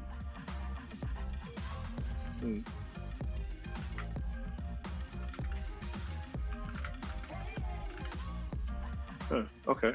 So how does this work? So I'd have to do a what? Where to go? Hub create. Okay. All right. Fair enough. Okay. So let's create a repository then inside of here. Now I'm gonna show you my GitHub, right? Just to prove that this repo doesn't exist yet. Hopefully, it doesn't exist yet. Right. So the last one should be, I think, the Python stream, right? From last month, whenever we last pushed code to this. Yeah. So now I want to do a hub create. Could you zoom in a little bit? Because I think it's probably tiny for some people. There's Command plus. There you go. We don't need this thing at the side. This could go away. Is that big enough? Can you see that? That should be better. Yeah. All right. So we want to do a hub create. There's a D for description. Python Flask stream, right? What else can this thing do? I can give it a description, and then I just give it the name of the thing at the end of it, right? Sinatra recipes. All right, so I guess that would be my name and the thing. So it would be Cecil Philip / this is called this Python Flask. Yeah, Python Flask stream. Okay, and let's hit enter. I know this is gonna break for sure. Yeah, because you guys. Well, I don't know. Like your GitHub account there, don't you? Yeah, I haven't set up any GitHub credentials yet on it. So let's see what happens. Create must be run from inside a Git repo. Okay, so I haven't created a Git repo yet. That makes sense. I'll do a Git init. Can you do that with Hub? No, I guess that works too. Well, no, yeah, you probably could, but you know, I'm lazy. Git init. I'll do a git add star to add everything in the thing. I'll do git status. Git status would show us these are all the things that it's gonna add. Okay. I probably don't want it to add all these things, right? You want to git ignore stuff, right? Yeah, I definitely want to git ignore these things. Oh, ha ha ha! I can do it from here. Ha ha ha ha ha. I'm glad you're getting in the spirit of this stream, Cecil. That's awesome, man. I can add it from here. That's interesting. I do need a git ignore file. Brian is totally right. So we'll do that git ignore. Right, create that file, and then now that should be inside of this thing. Now, again, I'm a super lazy developer. I don't like to write. I usually just copy one git. I usually just copy them, and there's a website that has a whole bunch of these git ignore. Apparently, I can't like talk and type at the same time. What is it called? It's like gitignore.com. Okay, here you go. Gitignore.io. I'll post that in the chat for folks. This is just like pre-canned git ignore files. I'm just going to type Python, hit enter, create, and here's some Python things. And I'm just going to copy this, whatever this says, and paste it in here. And there is my getting something called Mr. Developer in there. What the heck is that? No, really. Mr. Spider project, rope project, Mr. Developer, Sphinx, Scrappy, Celery, cache files. There's pip. Here's some pip things. Yeah, I mean, there's a lot in the Python world, I guess, huh? I mean, all I would say is be a responsible developer and read this stuff. Don't like copy and paste stuff like I do. You know what I'm saying? Be responsible and, you know, code the right way. Yeah. All right. So I did that. Okay. Let's just make sure. Let's make sure. I don't want this VM thing in there. All right. So let's make sure that that's not in there. Env, pipenv. Okay. So I'm gonna put this. What's this thing called? This VM folder inside of there. Okay. You notice when I put the VM folder here, you notice how this went gray? I don't know if you can see it or not. I'll take it out really quick so you can see. When I save it, notice that it's green. Yeah. Like Yeah. It's gonna add. And now I'll, oh shit, what did I do? Okay. Sorry. It's all good. It's all good. VM, I'm gonna save it now and notice it went gray. Yeah. It's gray because now, like again, VS Code knows I want you to ignore this thing. Do we want to ignore this VS Code thing? Maybe. I don't know. Should we? I don't know. I'll leave it for now. Everything else here could stay, I think. Right? Great.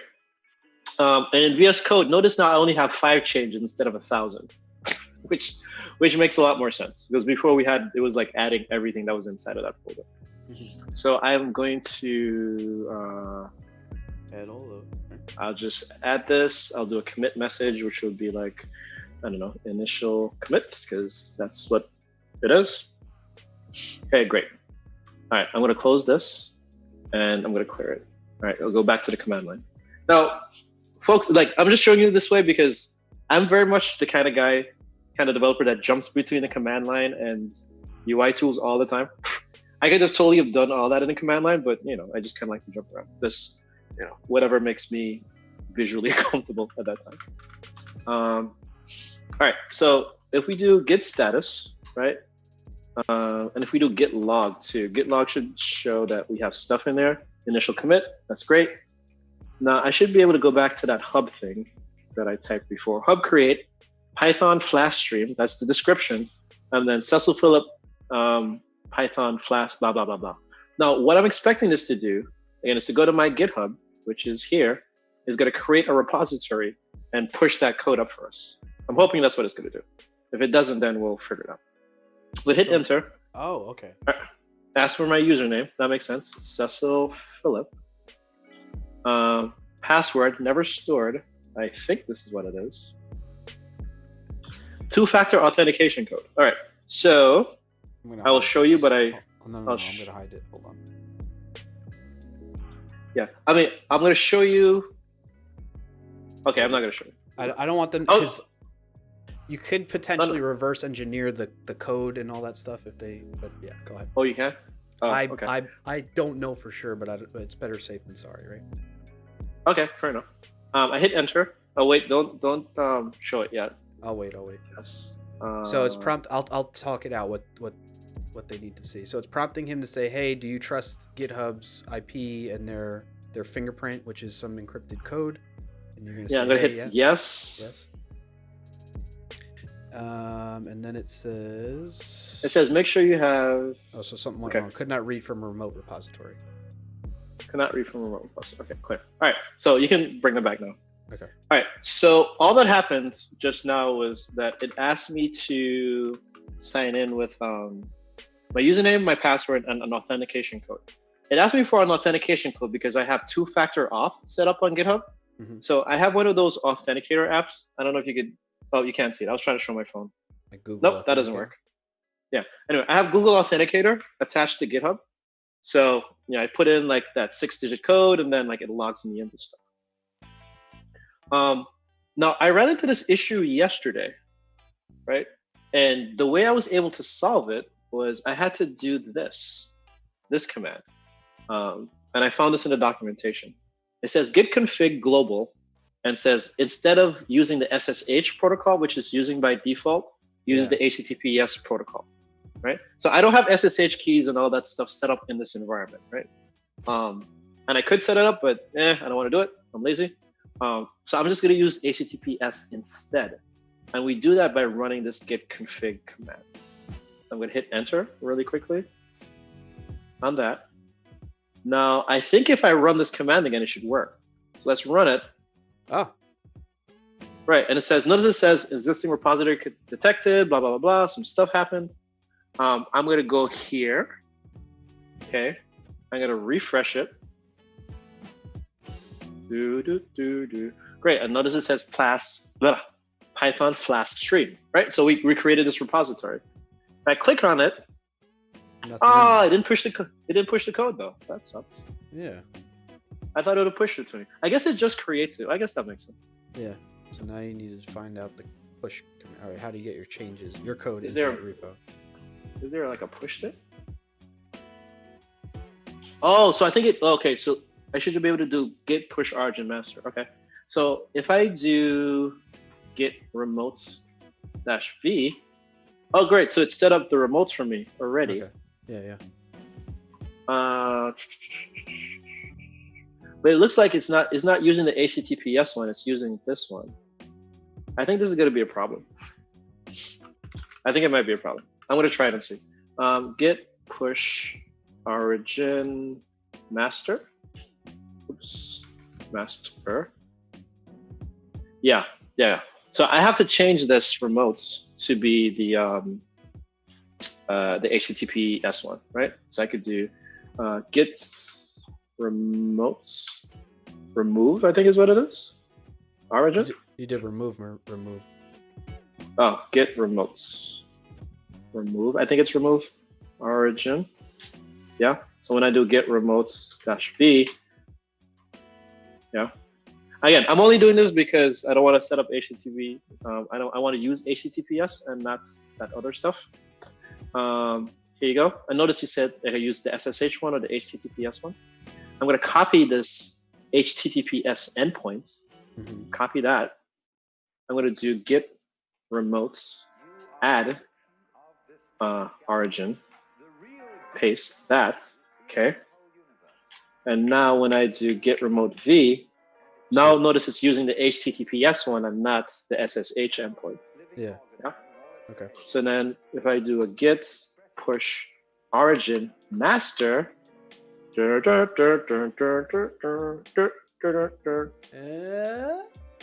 worked. and it went, great. So it pushed it, great. So that's working now. So hopefully now when we do a refresh, great. So now the code is there, right? And this is the README that came from VS Online. We could delete that. We'll change it as the stream goes on or whatever. Or send me a pull request. That's totally fine. Feel free to change it. Speaking of which, so I think that's a good point right there to stop, right? We've successfully at this point kind of just rehashing really quick what you did is we wrote some code today, for one. That's pretty amazing on the Clarkio stream, considering things. And two, we stored like the state of our code up in a GitHub repository so we can build off of this project, keep adding to it and iterate on it, that kind of thing, right? So excellent stuff. And we used that GitHub CLI tool that you introduced us to, which is Hub. We used a little bit of Git. We used Visual Studio Online. We did all this over Visual Studio Live Share and a little bit of Zoom screen sharing for certain cases where we needed to do that, and learned a lot along the way. A lot of fun little tips and tricks. Questions that I wanted to make sure we get to before we close things out, though. So Katoli asked if that Hub tool has a way to create pull requests, GitHub pull requests. I thought I saw it, and I see Viable Claim I might have caught that very quickly too. Let's look for it. Let's see. The contributor. There's fork. Yeah, here it is. Hub pull request. Wow, interesting. That's cool. Yeah. So maybe that might work for what you're trying to do, Katoli. Thanks a lot, Cecil. Yeah. Says Katoli. Okay, cool. Viable claim, is there a hub for Bitbucket? Potentially. I don't know for sure. We'd have to like look that up. Yeah. Yeah, no. Yeah, this hub is a GitHub project for GitHub. But maybe, I mean, we could look it up, right? Like, is there a bits, BIT buckets, bits buckets CLI? Is that a thing? I guess there is. Bitbucket command line interface. There you go. Yeah, I guess they have one. Sweet. There's pricing. Where is their pricing? Pricing. Okay. I imagine there's gotta be one for GitLab too, right? GitLab should have one as well. Yeah, probably. Yeah. But sure. I mean, maybe that's the thing. Yeah, for that, all these different providers probably have specific things. And then the great thing about it is that I'm sorry. No, I was gonna say the great thing about it is that Git works everywhere with all of these, and then this particular command is specific for GitHub, the service. Just like there'd be a Bitbucket one for that service. But again, GitHub has specific things about it. Like, I think you can work with gists or gists, however you want to pronounce it. You can work with gists in here. You could, create branches and manipulate like the GitHub structure, right? Structure being like I can create pull requests, I can create issues, you can create repositories from scratch and those types of things.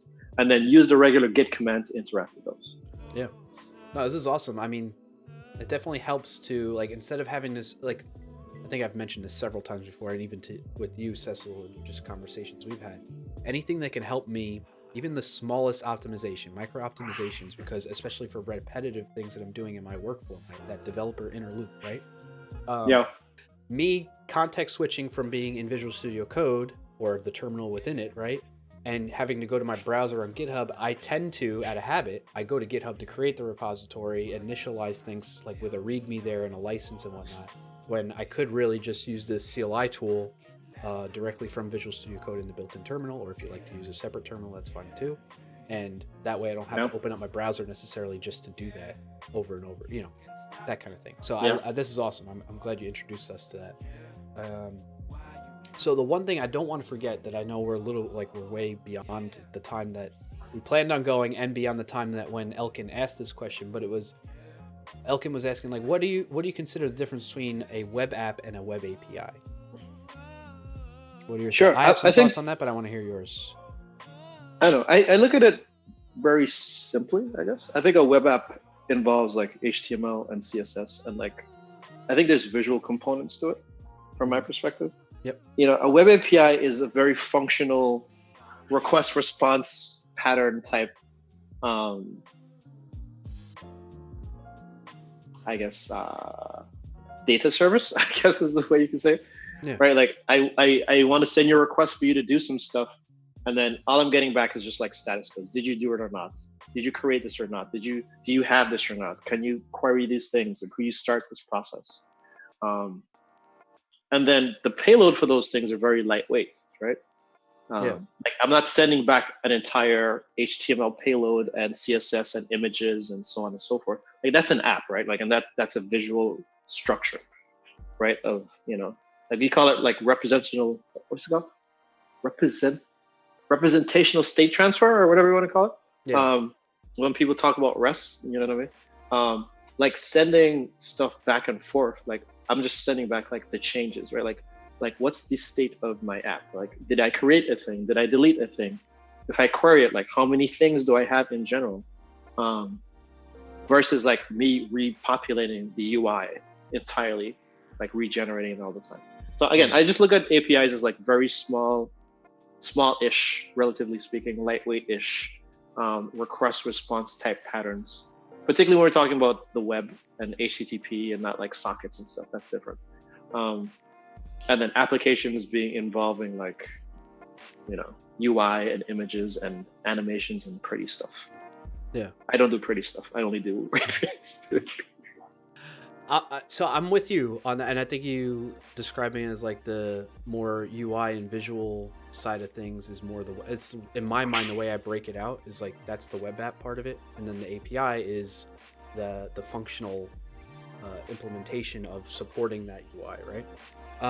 But I think I don't know that's necessarily right or wrong either way. I mean, it's nice that you and I are on the same page with that, but I definitely know, and I think I'm probably looking back like at a different point in my career, I might have considered this too, but I think some people consider the web app is that those two components as a whole, the UI and the API. Sometimes they might be, that's what they mean. Like it's a very overloaded word, I think, at times.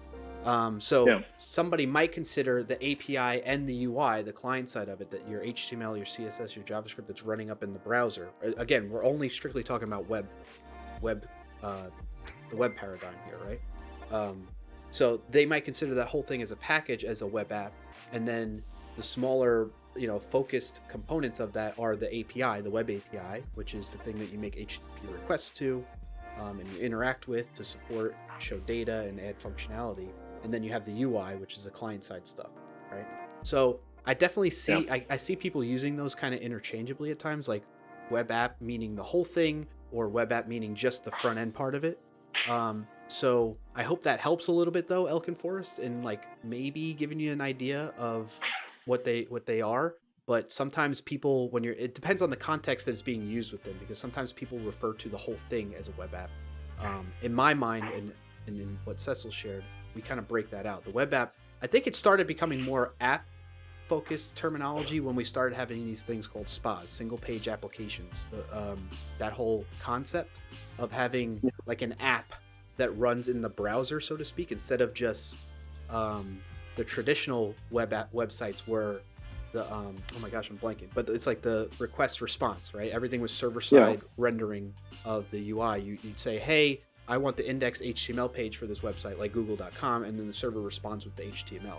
Whereas nowadays a common approach is to use the SPA approach, single page application, where it does still load the index.html, but also loads some other resources with it, along with other HTML, like partial views that can get loaded in there based on clicking and navigating through the app, all client side, instead of having to rely on just the server side, always going to the server for those various views that are part of the application.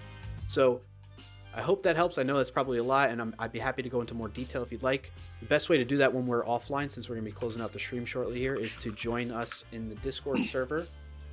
There's the invite link from Stream Elements in the chat right there. And we can continue discussing that further. I and other people in the community here are there and can help contribute in answering and explaining things like that. Official Rusty says, web app often runs the same functions, but without the routing for HTTP, etc. Yeah, I think I'm with you on that. I wouldn't exactly connect those two. I wouldn't either, but I definitely have heard people refer to the two as a whole as web app. So I'm just putting that out there too, because sometimes that can happen. And then Viable Clan member said, to read more on this app versus API split concept, check out jamstack.org. Okay, cool. And then the other thing, just since people are recognize that we're closing things out, Rossi said, you guys are awesome, Clark, you and Cecil Phil. Thank you so much, Rossi. That's super kind of you. And we're just thank you, appreciate it. Yeah, we're happy to, we find this fun interacting with you all, and we're glad that we're bringing, some type of value. You're learning something new, maybe little tips and tricks, maybe not the entire stream is full of value for you, although that's what we hope for. We hope you pick up at least a little bit of something from here and get a little entertainment, like when Chair pops in here, right? Pac-Man, my dude, 22 months is howdy fun with Python. Thank you so much for the 22 months of support, Pac-Man. That's long. I'm almost up to 2 years. I'm an affiliate on Twitch here, man. It's nuts. That's awesome. Just reflecting a little bit. So with the Elkin Forces, okay, thanks.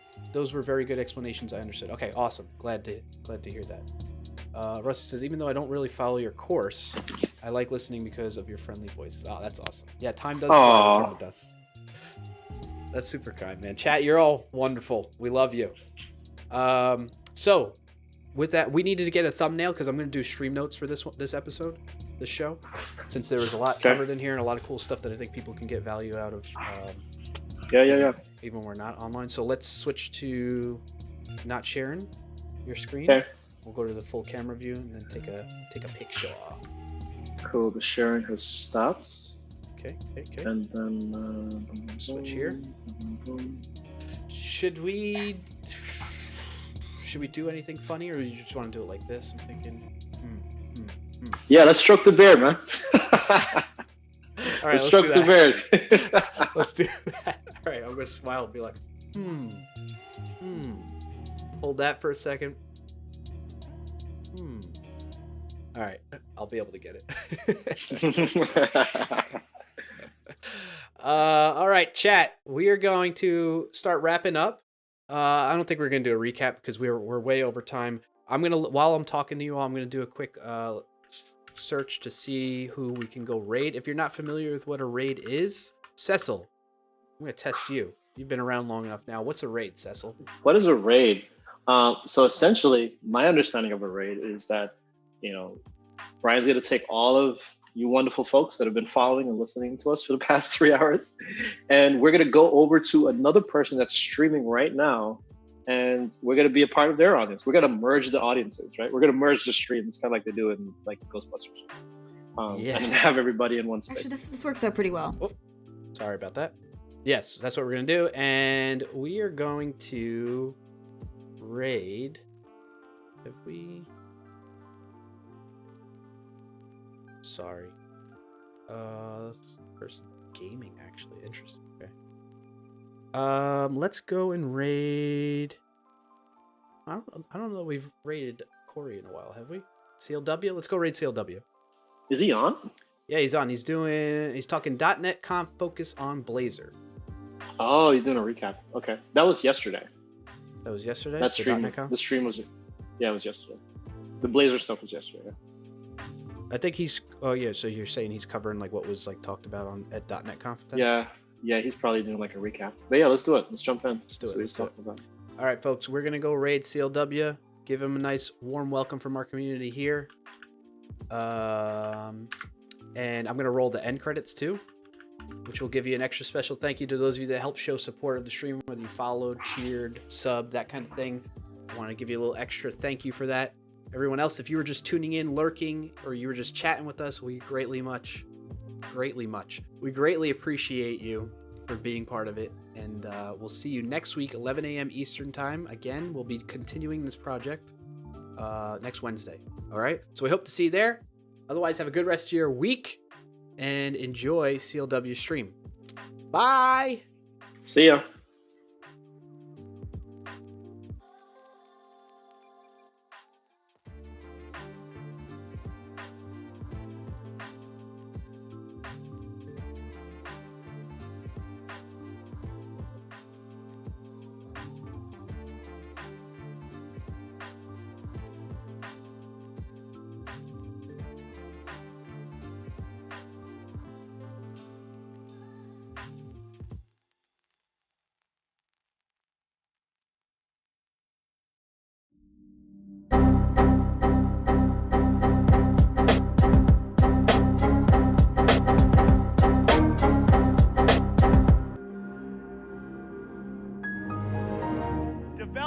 Developers.